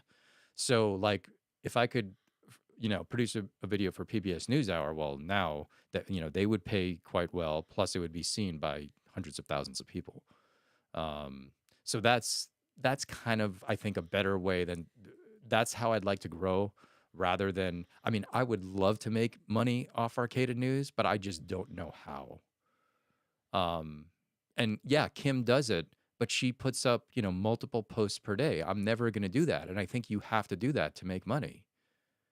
I mean, if like I could maybe I could sell advertising on one of my videos, but like I produce one video every like six weeks, and then it's not like I'm getting that many views. Yes, it can increase, but it seems like a rough way to go. I don't know how to do it. If you have advice for me, hit me with your advice. I mean, we're still working on that. That's part of the game, right? The But biggest thing is creating the content, and I mean, content is just the name of the game. but you're in the auto monetization thing on YouTube where you'll eventually get monetized. You'll get enough subscribers, you'll get enough views, and so that's like what do they call it, like passive income. Well, I guess it's not passive income because you're creating the videos, but That there, kind of there's income. a built-in structure that is almost like you're working for YouTube, even though you're not. I don't even have that with.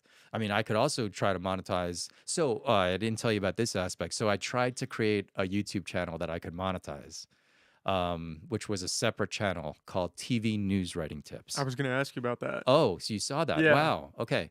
So, yeah, you and two other people are aware of the channel. Sweet. You've joined It's an a exclusive. start. You've Yeah. joined an exclusive club. Awesome. I'm still waiting on my membership hat to come in the mail. Right.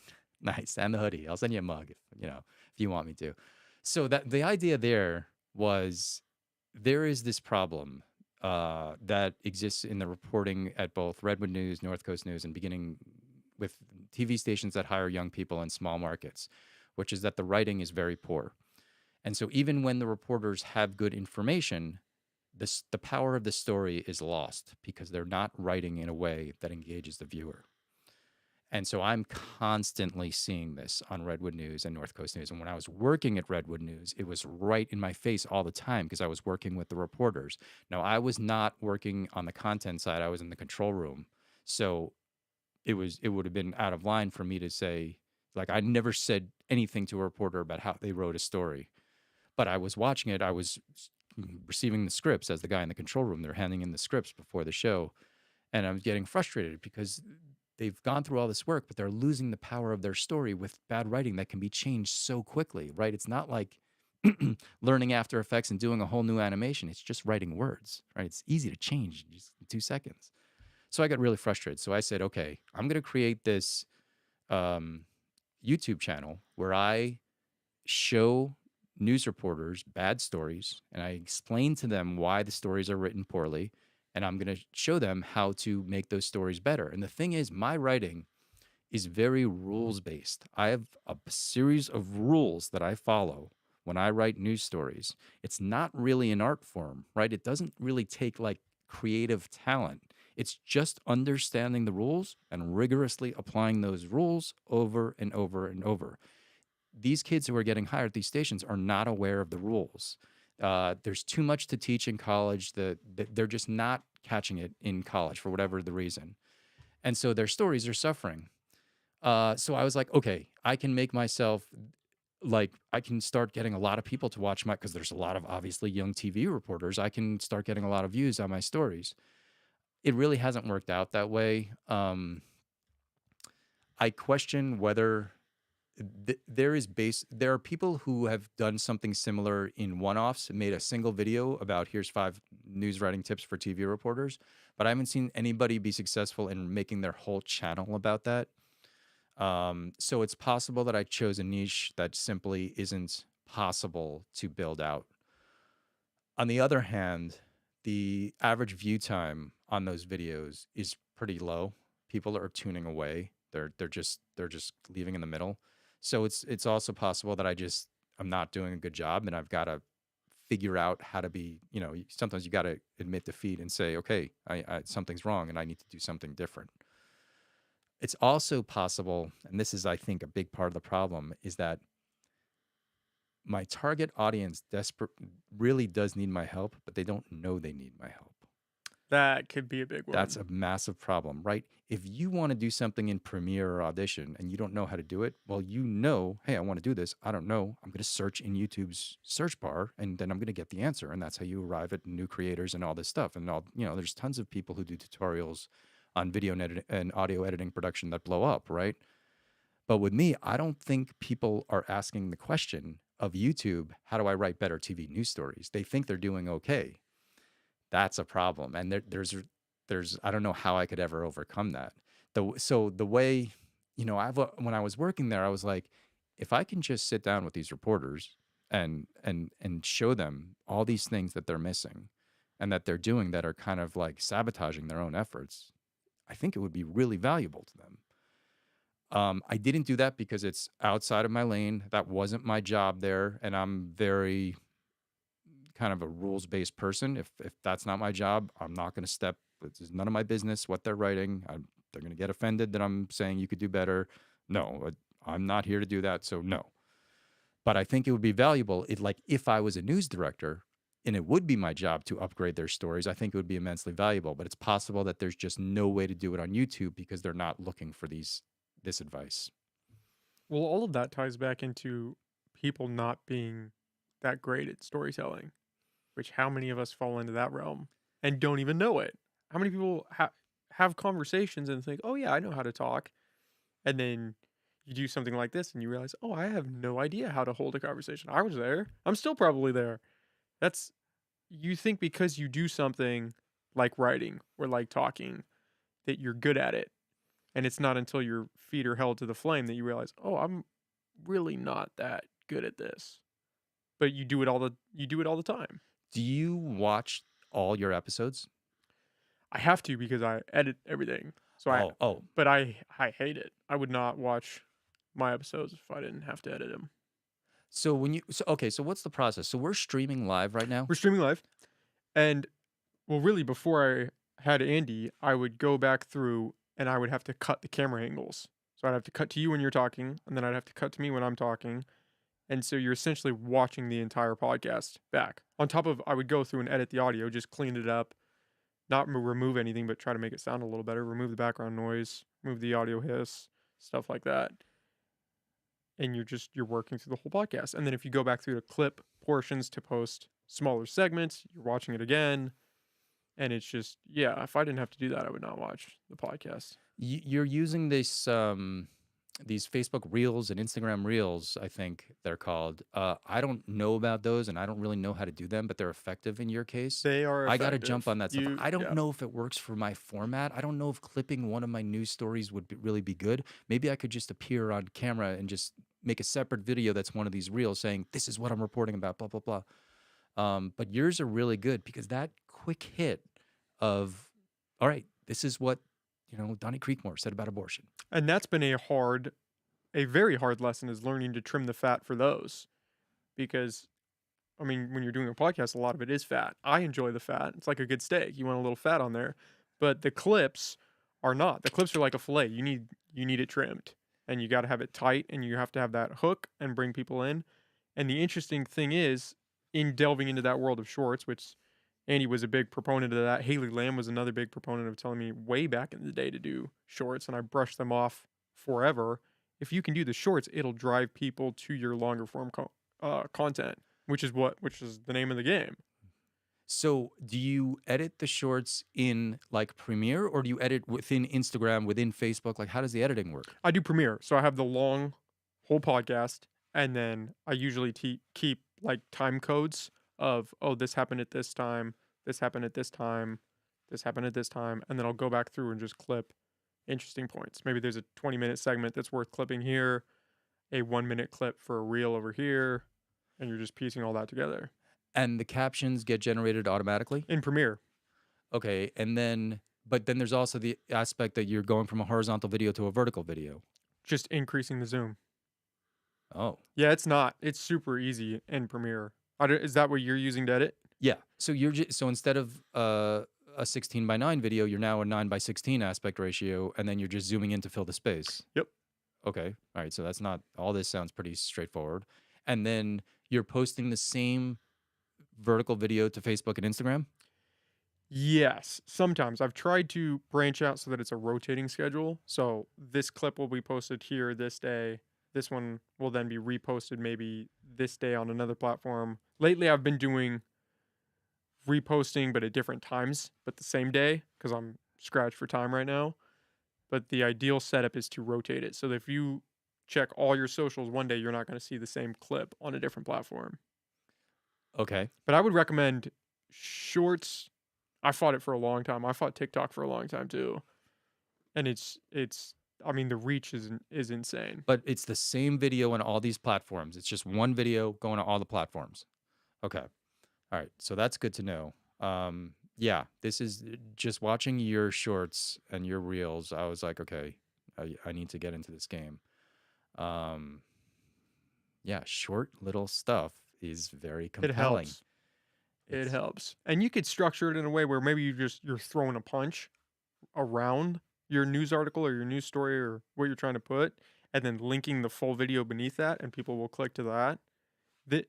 The name of the game is the reach, and the shorts have the reach. And then people will come back for the longer form content. And why do the algorithms favor the shorts? You don't know, but that's just the fact of the matter. Idea. I think YouTube is doing it right now to compete with TikTok.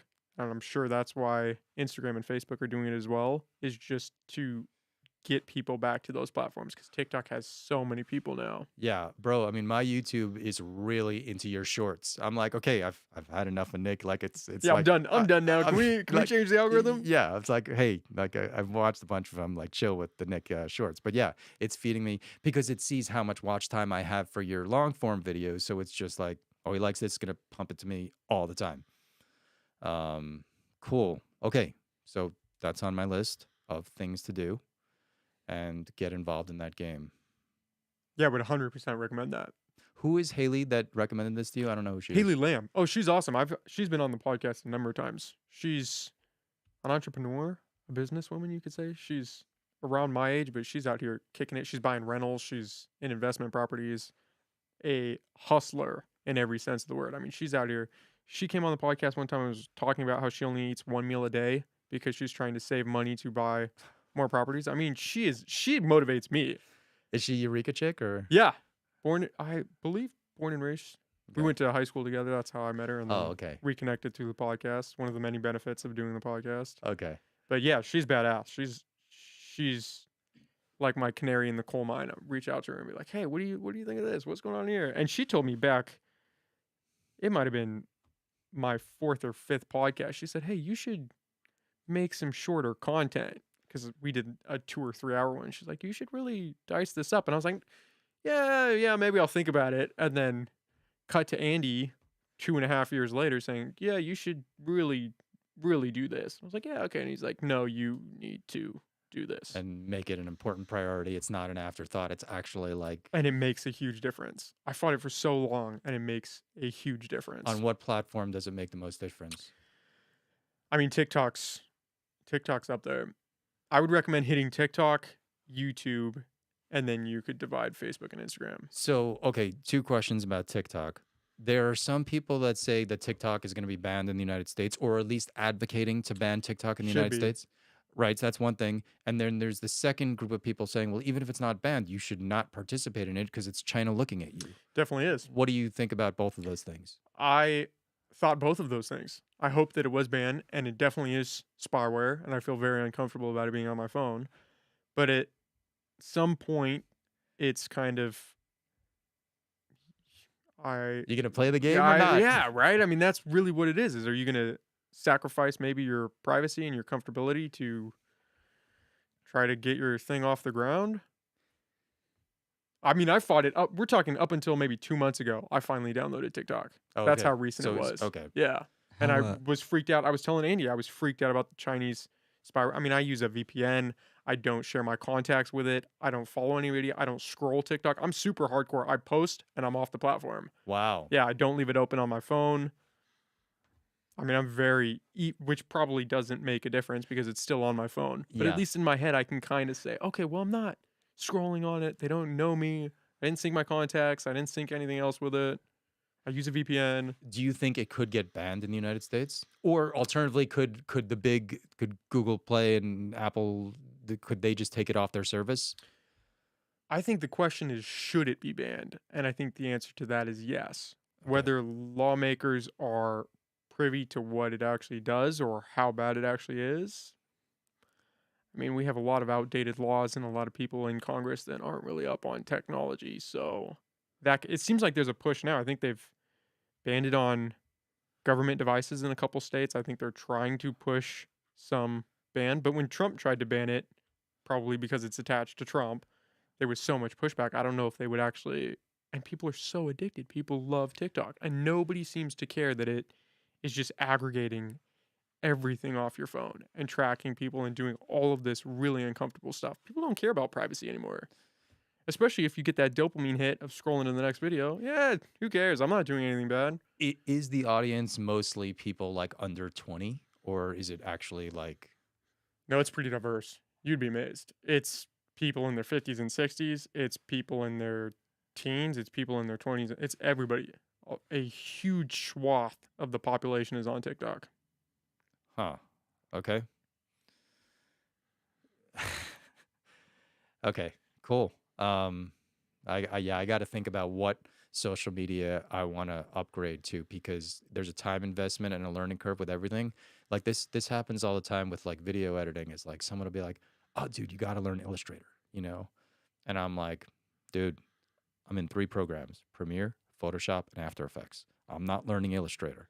If I need to do something that requires Illustrator, I got to hire someone. I can't just be like learning every single thing that exists, because then I won't get anywhere in any of those things. It's like, so like, no, I'm not learning Illustrator, and good for graphic designers who do know it. And it's kind of the same. If I actually invest some time, like I'm not on Instagram. So I've told myself, even before seeing your shorts, I was like, okay, I got to be on Instagram. Because now everybody says Facebook is just for boomers. You know, it's become like this joke. It's like, but so if Instagram's my next thing, am I going to learn Instagram and TikTok? That's 2 platforms and it takes time to like be comfortable, and it takes multiple exposures, and you know how it is. So, but this is, social media. Last time I checked, pretty important for trying to grow your media reach, It's definitely helpful. All right. But you're right. It's the time commitment. I mean, that's everything. Is where do you want to shift your focus? And if you're shifting it, it's going to take away from something else, or something else you could be working on to now learn this other thing. Right. The initial investment or the initial learning curve is fairly low for at least creating the style of reel. You'll have to figure out what trimming the fat means for your content in that short medium, and what that would look like, and how you would create the hook, and that would take some trial and error. And posting times is another huge factor. We had Not Louie on, who's this local rapper and super nice guy, and he blew up on TikTok and was Would you say TikTok famous, Andy? I would say TikTok famous. I mean, 1.2, 1.3 million 1.3. So followers, no, like and a getting serious amount of followers on the platform. yeah. And he was telling us really the name of the game because I had no idea. And he's like, yeah, you got to focus on the times you're posting. You have to figure out what your content's going to look like to get people actually engaged. So there's a little investment in that, but the actual clipping is not, it's not terrible. Is he posting clips from a video that he's producing anyway, or is he creating something He is creating, specifically for that platform? he's creating content. So his is a little different in that sense where he's creating trendy stuff. But it's not, he's not following on trends necessarily. He's creating his own comedic stuff and then uploading that to the platform. Okay. So it's a little different, but I think the general rules there still provide like a good stepping stone. Okay. It's a lot. Yeah. It's a lot. I would not, I say this all the time. I would not be on social media if not for this podcast. I'm not interested. I'm not either. I never post anything personal on Facebook. And yet you have to be if you want to do this stuff and have people see it. Yeah. You have to be on the platforms. Right. Yeah. For me, it's just, so I'm on Twitter all the time. Twitter. I have not, that's the one I need to venture into next. I'm not on Twitter. So I'm like a lot of news reporters. I love Twitter. Twitter is the favorite, social media of news reporters. It's great despite everybody saying how awful it is. Yeah, I mean, you got to curate your feed. You got to not get bogged down. You got to have in fact, one of my favorite Substackers just posted about his Twitter rules, how he maintains sanity on Twitter. And it's a really interesting article. That I greatly appreciate. A lot of what he said is stuff that he basically really in some ways wrote down my ethos towards how to maintain sanity while being on Twitter all the time. But it's great for quick nuggets of information. That's why news reporters like it so much. And yeah, I mean, I joined Twitter in like 2011, and I've just been last 10 years I've spent so much time on Twitter, but it's great. So yeah, I got to venture into the Twitter world. I want to venture in because of that news aspect. I think that would be nice. What do you make of the Musk takeover of Twitter? Do you think it's a good thing? You think it's a bad thing? So my Twitter experience has not changed at all since he took it over, other than the fact, and this is quite annoying, when you open your feed, he is putting ads at the top. The first tweet you see is almost always sponsored, and that's annoying. But that is an extremely minor inconvenience. I mean, I don't care. It's not really affecting anything. So my Twitter experience is not changing much. The panic, there was a day when everybody said, Twitter's about to collapse. Everybody was posting links on Twitter to their other social media sites. Follow me on Mastodon, which is like a Twitter imitation and stuff like that. And to be perfectly honest with you, I kind of looked at all these dooms prophecies about Twitter the way I do a lot of the coverage of Trump, where I'm just like, hey, chill out, man. Like, it's not the end of the world. Just, yeah. This guy's not following. No, yeah. Just, you're being hyper melodramatic. No, Twitter's not going anywhere. Apparently, I mean, there are some issues with his personal behavior. Like he's the CEO of the company, or I don't know, the owner of the company, and he's constantly on Twitter arguing with people, which is weird. Like, what are you doing, bro? Like, you just bought a. You got like 100 companies. Why are you on Twitter? Yeah, like what? Going in the comments. Right. Yeah, exactly. So that is oddball behavior. But I expect. I mean, people are angry, and then as far as being angry at him, I guess people are angry at him because he's on the right. I don't care about that stuff at all. But I don't get bogged down in this kind of wave of the progressive center left mainstream media just having the bad people and the good people. It's just ridiculous. I mean, this is getting into Donnie Creekmore territory big time. He loves this stuff. And I generally am on the same stream as him, although I'm not nearly as, he's all in on that. Whereas I'm trying to be more nuanced, but a lot of what he says, I agree with a lot of what he says in general. So I'm an hour into that episode. I'm watching multiple episodes at once. So I'm going back and forth. But I've heard Donnie speak at supervisors meetings many times. So I'm, and I read Lost Coast Populist, and I have an idea to produce a story about new media in Humboldt County, which would look at Lost Coast Populist and growing pains. I'm kind of trying, because each story takes so much time, I'm trying to figure out whether this would work, whether it would be an interesting story, what would be my perspective. So it's like, it's, percolating in the back. Um, because I would have really liked to have known about your podcast. This is not blowing smoke up your ass. Like, forget about you inviting me on. Like, I, as a news reporter, I try to consume, I don't try, I do consume a massive amount of local news media. And even though you're not a news reporter and this is more conversation, it's still relevant to news. And somehow I missed it until a week ago when you invited me on the pod.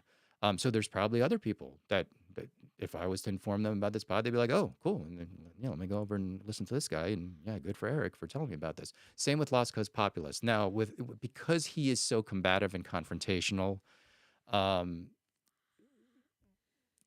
talking about his site as if there's some people who just won't consider him legitimate, that he's just bad, terrible, awful. I don't look at it that way. I don't look at people that way in general. I get, and so yeah, again, when the center left mainstream media decides that someone's bad, even if this happens like on a local level, because some of the dynamics of like the national media do happen in the local media, it's different, but they're like vibes that are the same. And Donnie is, he's definitely on the outside, right? He's trying to poke the Lost Coast Outpost, as he explained right here.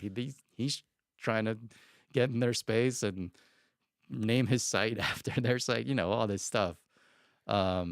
So yeah, I'm thinking about doing a news story about you guys because it is interesting. Part of what I've been thinking is it would be really good if I could come up with one more new media outlet that people haven't heard of that's doing stuff. I don't know what that outlet is yet, because if I knew, I would be like, okay, that's my third. So if it turns out that in the next like 6 weeks I discover, oh, what's this person doing in Fortuna, then I'd be like, oh, now I've got 3 sites. Now I've got 3 things going on. I'd be like, that's pretty cool. But maybe 2 is enough. I have to think about it. Well, yeah, if we can help you out with that, I mean, we're always available. Yeah. I might be one of those people that you talk to and you have to throw away the whole conversation, to be fair. Just complete heads up. Nice. But yeah, that black and white binary perspective of this person's good, they follow the status quo, they're left, they fit into this box, these are the good guys. This person questions things, this is not a good person, this person's racist, this person's just a terrible person, we need to exclude them from society, is such a just a failure way to look at people. I mean, people are nuanced. People have different beliefs. They have varying beliefs. They have hopes. They have dreams. They have feelings because of things that have happened to them and led them in this direction. And to just try to box people up it is a weird time that we're in, where that is everybody's inclination. Oh, you're right. Oh, are you a Trumper? You think January 6th was good? What? You don't believe in abortion? Like, we just instantly go to these boxes and, oh, we're going to check this one for you. We're going to check this one. There's no nuance anymore. I think that most people, at least intelligent people, agree with your assessment that, yeah, people are human. They're so complicated, right? We acknowledge that in real life, but when our experiences are only online, this whole good people, bad people is kind of an online phenomenon, because the way people talk to each other online, if you talked to actual people like that in real life, everybody would think you're a total asshole. Like, if I'm at a party and someone mentions that they voted for Trump, like, I'm not going to accuse them of being like a racist, white supremacist. That would be ridiculous. Like, But they'll do it on Twitter but they'll do it on Twitter. without batting an eye. Right. And in way worse language. Yeah. There'll be a few F-bombs in there. Yeah. So the online, it's so, because I spend so much time on Twitter where all this stuff happens, I'm never sure. I do try to guard to make sure that I'm not forming too much of my perception of the world based on what's happening on Twitter. And the thing is, because I don't really have that interesting a social life, a lot of my human interaction is on Twitter, because I'm talking to people all the time on Twitter. Or you're going into the comments. I'm going to the comments and I'm replying to people. Yeah, dude. I don't do that. I've tried it because I've wanted to build that community, and I thought, oh, responding would be a great way. And then I read some of the comments and I can't. I can't go. I can't. I'm gonna leave that to the people. You guys do with it what you will. I cannot go in there. So you don't have an account even for this podcast? For Twitter, Yeah. no. Hmm. I need to get on Twitter. And he's been telling me that one too What? for a while now. Well, I don't know how much it would drive traffic. One of the people I follow who I trust said, actually, for media, Twitter really doesn't drive that much traffic. She was explaining why she's leaving the platform, and she started an independent news site called Quillette that's quite good. And she was saying, no, it's just a time sink for people who work. It's just to have arguments with bots. It's a crazy thing. Even the people who are liking your tweets are not actually clicking through. It's not accomplishing anything. So yeah, I'm leaving the platform because I'm serious about my business, and this is bunk. That's what she's saying. It's one perspective. So I don't know if it would drive traffic for you. I just find it stimulating, um, and interesting, and it's a way I discover people all the time. And the news aspect, I find that attractive. The news aspect is amazing. It's really, really good. You're seeing so much summaries, boom, boom, boom, boom, boom, boom, listed quickly, and you can decide what you're going to click through to. I mean, I do click through a lot, so she's not describing me because I read stuff all the time where, it's like the classic internet experience where I don't even know what site I'm on. It's just that someone recommended it on Twitter and I'm reading it, and it probably made no brand impression on me because I never looked at the top to say, what site is this? And I might not have looked at anything around the text. I just read the article. But sometimes, you go back because you're like, okay, this is really good. Who's this dude? And then you can, then at the bottom of his article, he's got his links to his Twitter. You go click on his Twitter, start following him. It's sometimes works for me. Well, in Twitter especially, I'm not even on Twitter, and I've heard that it's a cesspool. People just get lost in the comments, and then they spend all day fighting with some random person. And to what end? What does that accomplish? And well, one of the things is that you never know. There's so many bots on Twitter, so you can be spending all this time Just fighting with a bot. Just You fighting just with a- wasted your whole day. And- you didn't and- convince anybody of anything. and you're getting frustrated, and you're getting owned, and you're getting dunked on, and all these things are happening to you, and it's affecting your psychology. Yeah, it's dangerous. I don't have as many conversations as I used to, but I was starting from a point of having so many conversations that I'm still on it a lot and replying. I don't.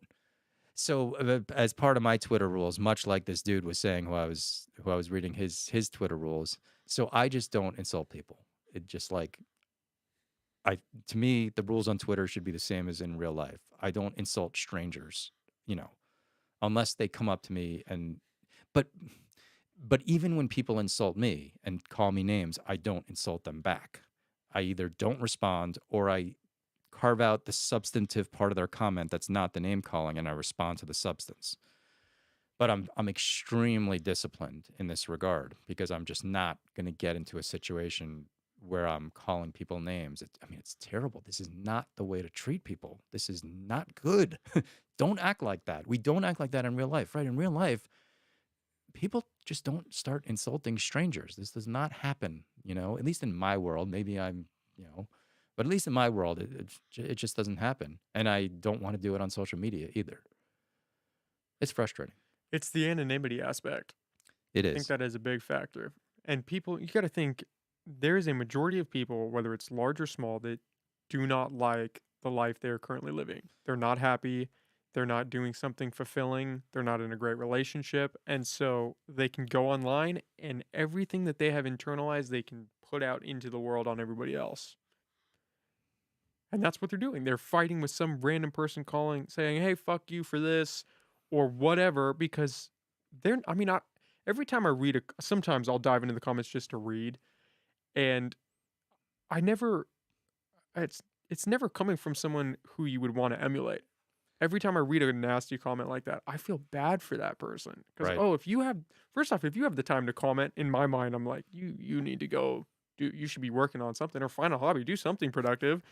Second off, if your comment is hateful, what is going wrong in your life? Because no happy person, no person that loves their life and is hanging out with their family and is doing all these great things is going on Twitter to talk shit about somebody else or hate on somebody or call them names or just spew hate. Nobody's doing that. That's happy. So I think in general that's true, but there are some people who I know in real life locally, and I see them on social media, and I'll just look at what they're saying to people. This is more on Facebook because Facebook has, more of a local presence. And I'll just be like, what are you doing, bro? You're a normal person. You're smart. I know you. But do you think they're happy in their own I life? don't know whether they're happy, because that's obviously I don't know about people's Yeah. internal experiences, but I do know that just from the way they seem fairly normal and well adjusted, then I just look at their Facebook comments like, you don't have to insult people like that. Come on, bro. Like, you're not making anything better by doing that. Um, but I'm sensitive to insults like that sort of arena of insulting people. That just could never be me. Does it weigh on you when people I mean, do you get attacked a lot? On Twitter, yeah. Does that weigh on you when you read those comments, or can you brush it off pretty easy? It used to back when I was first on Twitter when I wasn't used to it. Over the years, I've gotten used to it. I had one semi-viral tweet that attracted a lot of haters. This tweet got more engagement than anything I've ever done. I probably got 20 times as much engagement on this one tweet that I have on anything else I've ever done. And it's funny because sometimes I go back to read how I responded to all the people. And I was very diligent. I followed my rules. People were calling me awful names, and I was responding to the substance of their objection and ignoring the name calling. And that was kind of shocking that I was getting so much hate. But because I have I follow a lot of big accounts who also get a lot of hate, I've heard those accounts talk about the experience of getting a lot of hate. So I was almost prepared. There's this one guy, Clay Travis. He's big on social media. He's a popular media figure, and he gets a lot of hate. And he talks very intelligently about what he does. About he's like, you got to just remember you're living a great life. Basically, what you talked about. And people are angry with their lives and frustrated with their lives, and it's just not real. Move on. And so I was able to do that, but it was still kind of surprising. What was the tweet? I was making a point that I didn't really make that well in the tweet, which I regret. If I knew that as many people were going to see it as saw it, I would have worded it better, which is the thing that happens. I was making the point that people were comparing the lives lost to COVID to 9/11. And they were saying that COVID is essentially 9/11 every day because it's roughly the same number of people that were dying. And I was saying, no, it's not, because the average age of the people dying on 9/11 is much younger than the average age of the people dying on COVID. And the lives of young people are more valuable than the lives of the old people because they have more life left to live. And so if 3,000 people a day are dying in both scenarios, those aren't equivalent events. I still believe that. This was an extremely unpopular take. Of course, people were then responding and accusing me of saying things I wasn't saying. I don't think the lives of old people are useless. I don't think we should let old people die and not provide them medical care. That's absurd. I just think that because life is so precious, the more life you have left to live, the more valuable your life is. And the scenario that I kept explaining to people in the replies is, okay, so you come into work and you have two coworkers. One tells you her 80-year-old mother died, and another tells you her 7-year-old daughter died. Do you react to those two pieces of news the same way? Of course you don't. They're not even remotely comparable events. 80-year-old people die, that's how life is, and 7-year-old people don't die. And so if a 7-year-old dies, that is going to be a foundational event for the parent for the rest of that parent's life. When your parent dies at 80, that's not a foundational event. I mean, it's sad, and you've got a lot of things to take care of, and you miss your parent, but it's part of normal life. These are like kind of like philosophy 101 questions, or like classic conversations you have while pull bong hits with your friends, right? If the firefighter shows up and is told, in that house, in that burning building, there's a 7-year-old who needs to be saved. And in that burning building, there's a 75-year-old that needs to be saved. The firefighter should go and save the 5-year-old and let the 75-year-old, if they can save both, then great. But if you have to choose, it's an obvious choice. We all know this. We don't react to the death of young people the way we react to the death of old people. And that's what I'm saying. Well, when it comes to COVID, people can get a little retarded. So I was in the COVID Twitter wars a lot. I've got COVID takes. So, but okay, why is COVID a specific issue? I'm making a broader philosophical point that it doesn't really depend on COVID. First of all, Well, yeah, you're trying to use logic, yeah, and COVID is an emotional thing at its core, and yes, so you're kind of, I mean, everyone that fights against that, you're kind of screaming into the void of, hey guys, can we look at this rationally? Can we look at the statistics? Can we look at who's dying? Can we look at the vaccines? Maybe take a peek at that and the efficacy, maybe how they conducted the studies. Oh no, you're right wing. It's just to shut down the argument. Oh, you want people? I had this lady come on one time, and it was back the early days of COVID. I don't know if it was like late 2020 or early 2021, and I told her that I was unvaccinated, and the argument very quickly spiraled into I want people to die, and I don't care about grandma, and I'm a shitty person, and I'm paraphrasing. She didn't explicitly say it like that, but that's where the conversation went, and that's what you get is, oh, you don't believe in science, you don't believe in vaccines, it's we go from this land of objective reality where we can talk about this thing and have an actual discourse about it to we're going off emotion, and this is an emotional thing, and if you don't do these things, if you don't check these boxes, you don't care about people, you are a shitty person. Bam.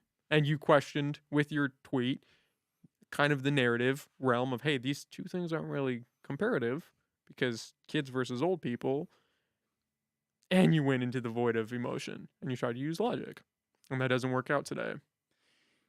is the reason that there was so much polarization about COVID based on the fact that Trump took a position that, hey, we can open up pretty soon and I'm never going to be photographed wearing a mask and all this stuff. And so, because Trump sets the agenda when he was president, everything is based on him. Because there are some people that have basically advanced the theory that if Trump had taken the opposite stance, if Trump had been like, all right, we've got to lock down, we have to, right? Because that could be, given that he's such like a nativist and nationalist, we got to protect our Americans, right? He could have taken the opposite thing of we got to lock down, we got to protect our society.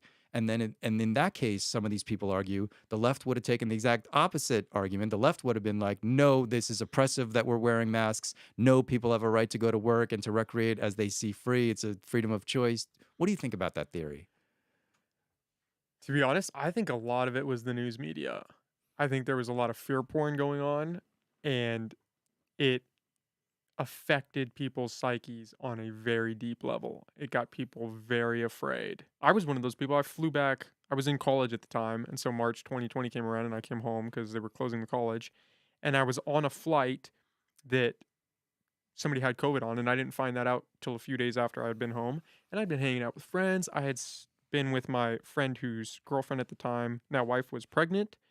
And when I found out, I felt like a piece of shit because nobody knew what COVID was. Nobody knew what was going to happen. I didn't leave my house for the next few months after that. I locked down completely. I didn't want to get it. I didn't want to spread it to anybody. I felt so bad. And then so you start having this reversal. That's one of the reasons why I started this podcast, is because all I was consuming was fear porn, was the media, was this very strategic narrative, whether you want to call it that or not, but just negative shit, we could agree. And I realized, kind of like what you said about Twitter, the world is not this. This is not how people really feel. This isn't what the real world is actually like. And that's why I did this, is I recognized I need to start talking to people or I'm going to lose my shit. I was spiraling. And I think a lot of people went into that and had no way to pull themselves out. And then they bought into the vaccine, rightly so or wrongly so. And the thought of other people not buying in like they bought in freaked them out. And now it became no, you have to do this because I did this. I'm making this sacrifice. You need to sacrifice. And people, when they get a little bit of power and they don't have power in their lives, eat that shit up. And if I now have power over you to tell you to do something, I had people screaming at me while I was running outside to put on a mask. I'm not by anybody. I'm running around town. People screaming at, put on a mask. For what? To breathe in the mask? Like what are we talking about here? And there are people still that refuse to look at the efficacy of the vaccine or the fact that they didn't really test to see if it affected transmission or not. It's this emotional thing, and they cannot look at it because they've gone so far. they're so deep into this line of thinking where anything that opposes that is fake news. It's just you can't even turn an eye at it. I think a lot of it is people were afraid, rightly so, because who knows what happens with with something like COVID. But it wasn't what we thought it was. And now to redirect, people can't do that. And then you have the vaccine mandates, which me and Donnie got into. It's you start going down this line of thinking, and you almost get to a point where you can't turn back, because then you admit, oh shit, maybe I was wrong. Maybe we did something wrong here. Maybe we need to change our stance. People don't want to do that. That's a good analysis. It the not changing your stance is interesting because it reminds me of um, someone was saying that essentially, these Republican politicians who kind of went along with Trump when it became clear that he was this massive force in the Republican Party, that over time, right, they have to stick with him.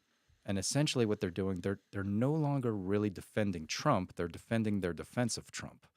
Because they've defended Trump in the past, they can't say, okay, well now Trump's gone overboard. He's really tripping hard, and this is unacceptable. They have to kind of retroactively justify their previous defense of Trump. Anyway, it just reminded me of that, of people not kind of being able to shift course in the middle. You've hitched your wagon to the idea. Yeah. Yeah. I mean, yeah, I can talk COVID for a long time. I am very frustrated by what happened with the public health bureaucracy and with the media coverage. I mean, the media coverage was disastrous. There are kind of just like all these categorical kind of ways of thinking that I think were exposed as that many people are doing, that was just erroneous logic. That was really driving me nuts. Well, and a lot of it was just blatant lying, which you could say, oh, they did it because they thought the public needed this or they needed the nudge. But all that does is erode people's faith in these institutions. So what happens next time? What happens? That's what I'm worried about, is what happens with the next virus that maybe is worse, maybe is like the Spanish flu, and nobody pays attention because they say, hey, these fucking people lied to us last time, so screw them. And then how many people die because of that? So, okay, what are some examples of when you talk about the lies? Like, what are you talking about? I think Fauci lying about the masks initially, even if you could argue that it was for the cause of, oh, we didn't want healthcare workers to not have them. You can't lie. You have to come out and you have to be honest with people. I agree. I think the lying across the board of, oh, once you get the vaccine, you can't get COVID again. And people like to come back with, oh, well, information changes. And people were saying that from the beginning, and they were cast out as, oh, you're this skeptic, you're this far right person, you don't believe in science. And then now that the science has changed, it's, oh, well, everything's okay, shit changes. The efficacy of masks, which I was touting from the jump because I paid attention that there were no studies on it. Unless you had an N95, people were wearing cloth masks. I wore those neck gaiters, and you knew this is bullshit. It's not stopping anything. It's all for show. We're doing this weird social dance of show me you're a good person by putting on this mask that doesn't do anything. And then you still see there's still DHHS signs, I think on Broadway, of be a good person, wear a mask. Now they've got the triple demic, wear a mask because it's not going to do, like, if you engage in these fallacies, you erode your credibility. And that's where I was going back with the news, is you can only erode that so far before people stop trusting you.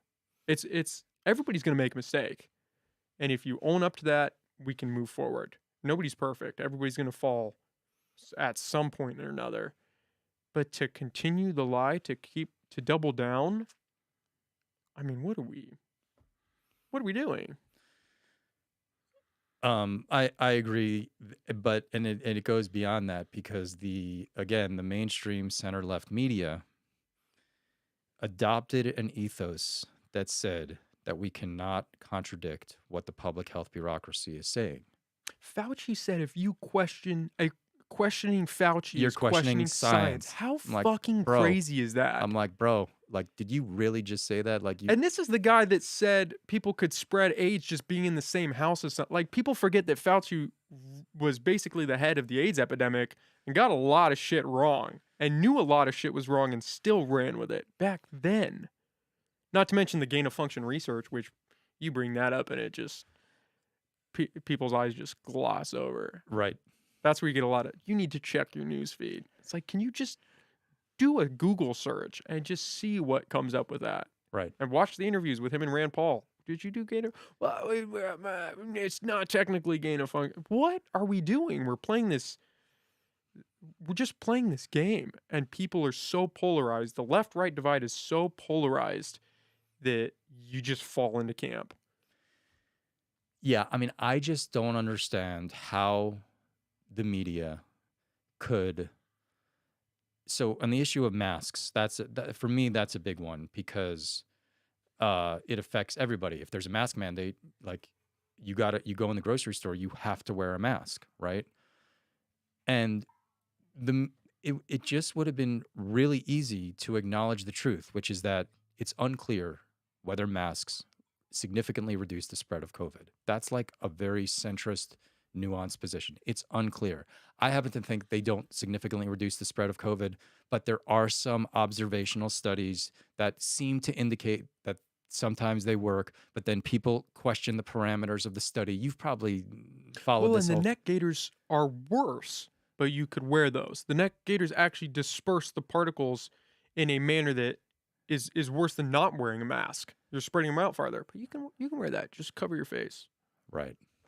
Yeah, I haven't heard that about neck gaiters, that they're actually worse. I guess so. The theory is that they break down the aerosol as it hits the neck gaiter, And shoot it out. and it makes it like a spray. Okay, yeah, that well then that's bad. But so people that are only consuming their news from the center left mainstream media are they're interpreting that the fact that masks significantly reduce the spread of COVID is like saying the earth is round, like it's an established scientific fact. And anybody who contradicts that is misinformation, anti science. And it's like, no, there are tons of incredibly respected experts in these fields that are saying we do not have compelling evidence indicating that masks significantly reduce the spread of COVID. They're not kooks. They have all these credentials. They're real people who know what they're talking about. Now, to be fair, there are also experts that say that masks do reduce the spread. It's an argument. And there are quacks. I mean, we can acknowledge there are quacks out there that just say shit. Yeah. But I'm sure you saw this episode of the Joe Rogan podcast where he had the guy who basically invented the mRNA vaccine come on and say, hey guys.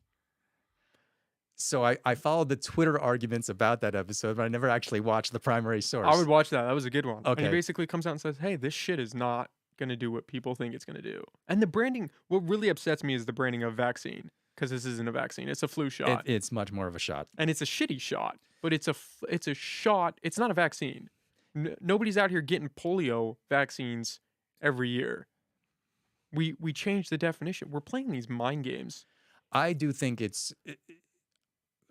so I'm vaccinated. I think because it does reduce your chance of hospitalization or death, not by as much as originally thought, but it does reduce your chance of hospitalization or death. I value that, and that's why I'm vaccinated. Now, I thought it would reduce my chances more than it turns out it does, but I do think that's important. But that isn't, as you point out, that isn't the only thing that was promised. I mean, these statements, it's crazy that Fauci and Biden said, if you get vaccinated, you're not going to get COVID. Because yes, the science changes, but I don't think there was ever information indicating that you were 100% or even 99.9% guaranteed not to get infected. No, it was that it was going to reduce your chance of infection significantly, but not completely eliminate it. They never tested for transmission. And then that came out. They never tested Which is kind of for a big deal. which is the whole deal. The Right. whole argument was get this, you can't spread it, you won't get it. They never tested for transmission in the Right. trials.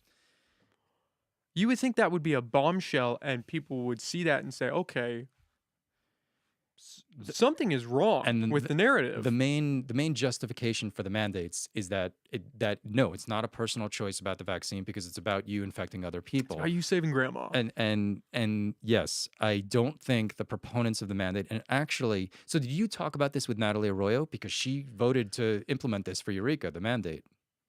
I don't know if we got into mandates with her. I think we talked to guns. I don't think we got into mandates. Okay, because I believe, and people can in the comments tell me that I'm wrong. This didn't happen, but I believe in one of the League of Women Voters forums, she kind of touted the fact that she was on the Eureka City Council when we took a responsible step to, require employees to get vaccinated, to protect the safety of our workers. I'm like, you're considering that an advantage? Like that's a strong point for your candidacy? I would expect you to be saying, hey, we might have gotten this wrong. I apologize, because I did go, like what I would say, okay, I thought the science was correct at the time, but it turns out, the vaccine really doesn't reduce transmission. There really isn't a justification for the mandate. So we probably got that one wrong. But my other part of my record is great. But she's touting that as part of her, like a strong point. And I'm just like, yo. But it's like what you said with the Trump thing. People have hitched their wagons to this belief. If you come out now and you are embedded in the left and you followed the masks, you got the vaccines, you got your double, triple booster, you're gearing up for your next one, to try to switch that mindset and to look at anything that contradicts that, it would almost break you, because you've gone so far that you almost have to keep going, because if you turn back, I mean, you're deep in the hole now. And people don't like to be wrong. Admitting that you're wrong is a very hard thing for people. Yeah, I guess that's why that's why if you develop a persona that says that you're always right, and a lot of like the most bombastic, successful like opinionists in the national media, that's the implicit personality that they have. Like the Rush Limbaugh types, like Bill O'Reilly, a Rachel Maddow on the left. That you can trust them because they're right. They can hand over the opinion, and then you know what to think. And it's like, no, you're like most people. Half the time you get it wrong. I mean, I don't feel like that's a like part of my personality that I'm always right. No, I mean, I'm confused about half the things that go on in the world more than that. And, I'm trying to do my best, but, I'm trying to revise my opinions as I go along and trying to learn new things all the time, you know? Um, but yeah, I mean, so I'm annoyed at the public health bureaucracy. But just because it's closer to me and because I work in the media, I am, I'm really annoyed at the mainstream center left media. And I just don't understand why they're acting this way. I mean, I do think that most news reporters want to pass along the truth. And this is like the mask thing is really important because it affects everybody. Like, right, you have the right not to get vaccinated, but if there's a mask mandate, even if you don't agree with it, you need to get groceries. Like, you have to comply. Well, if there's the COVID passport, I mean, they almost tried to take the choice away. Just like with the mask mandate. It's you do this or you don't get to participate in society. Right. And which maybe there's an argument. If this was something else other than COVID and the vaccine was a vaccine, maybe. I think forcing people to do something like that is a little iffy.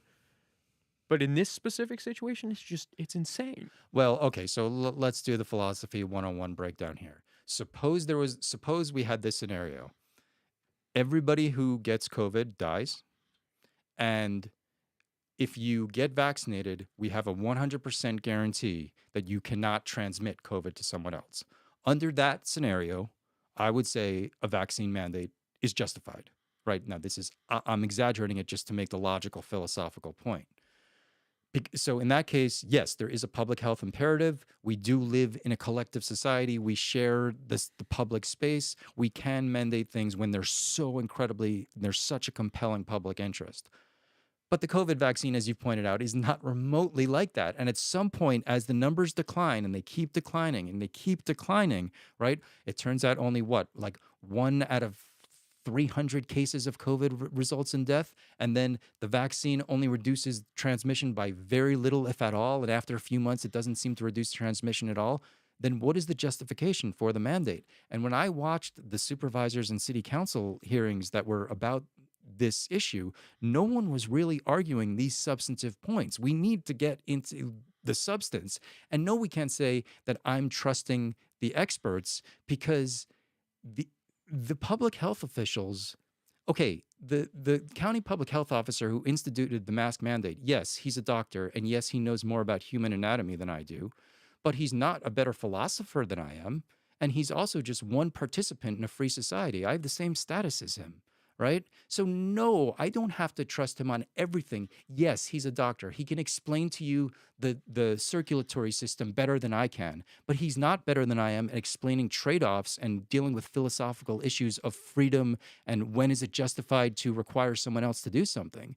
And this idea that we have to trust the experts have very narrow expertise.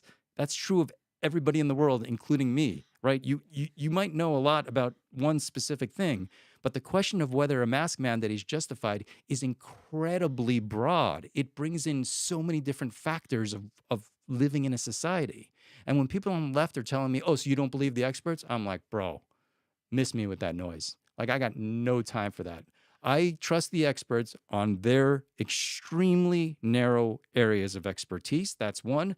And I acknowledge that experts disagree with each other on everything. It's rarely so cut and dried. And that's not just true about the efficacy of masks. Experts disagree on everything. There are, activists who will tell you the experts agree that giving puberty blockers to 12-year-olds who identify with the opposite gender, the experts say it's better for the health of that teen. Well, yes, some experts say that. Other people who work in that arena say the exact opposite, that it's crazy to block the puberty of a person who is having gender identity issues. So, and when the mainstream media creates a model that says we can only talk to one set of experts and we can have half of the experts constitute what is experts, I get super annoyed. I'm like, this is complex, bro. This is not, you're not reflecting what's actually happening in reality. And that's when I go onto Substack and get my COVID information from a bunch of dudes who are both helping me logically argue through this, but they're also reading just the stats of COVID and they're making arguments based on what they see in the data because the public health bureaucracy does have access to facts about who's dying and stuff better than the rest of us because they actually have like a coroner, they have to document it. So a lot of the analysts that I read on COVID were just guys who go through stats and they say, this is what we're seeing. And they're a lot of them are like software engineers. They're kind of in the realm of like they're being very analytical. Um, so when your dad says check your feed, it's just like, dude, you check your feed and let's have a conversation about what constitutes credibility. But that therein lies the root of the problem, is everybody is operating on a different feed, and everybody holds their feed to be the absolute truth. It's not just trust that's the problem. That's not a bad thing. It's blind trust. It's trust where you can't ask questions. It's trust where you can't oppose different views. That's the problem, and that's where we are. And the only way to get out of that is to have the conversations. And that's where censorship comes in, because how do you have the conversation when you're getting pulled from every platform for touting misinformation where in 6 months it's probably not going to be misinformation? Well, what do they say? Like today's conspiracy is like next year's scientific fact. Yeah. Yeah. Um, It is a weird fucking time to be alive.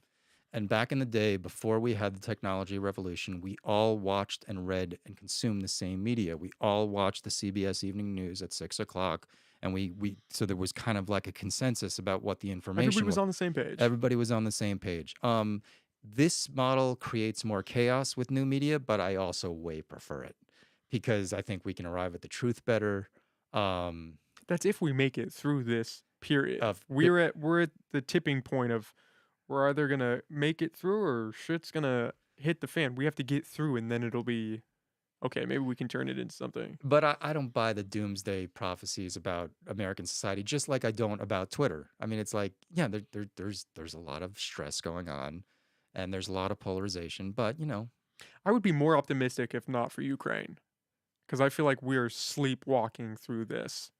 And so if we just had the polarization and the COVID stuff, I might feel little more optimistic that we would pull our heads out of our asses and actually talk to each other Uh-huh. and figure things out, because that's the only option is we have to figure it out. But with Ukraine, it's I don't know. I don't know what's gonna happen. Hey, can I go to the bathroom? Yeah, we can actually wrap this up. I got to get out of here. Okay. This has been a blast, man. I really enjoyed sitting down and talking with you. We will definitely have to get you back on. Do you want to plug where people can find you, where they can find your stuff, both your YouTubes, your Twitter, so they can follow you? Okay, so Arcata News on Facebook, just search for Arcata News. Arcata News on YouTube, just search for Arcata News in the YouTube search bar.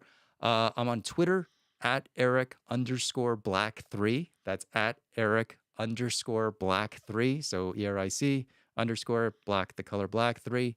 And I'm also around town just vibing out and trying to be a good person. All right. Well, I think we can end it on that. Thanks, Eric. All right, thank you.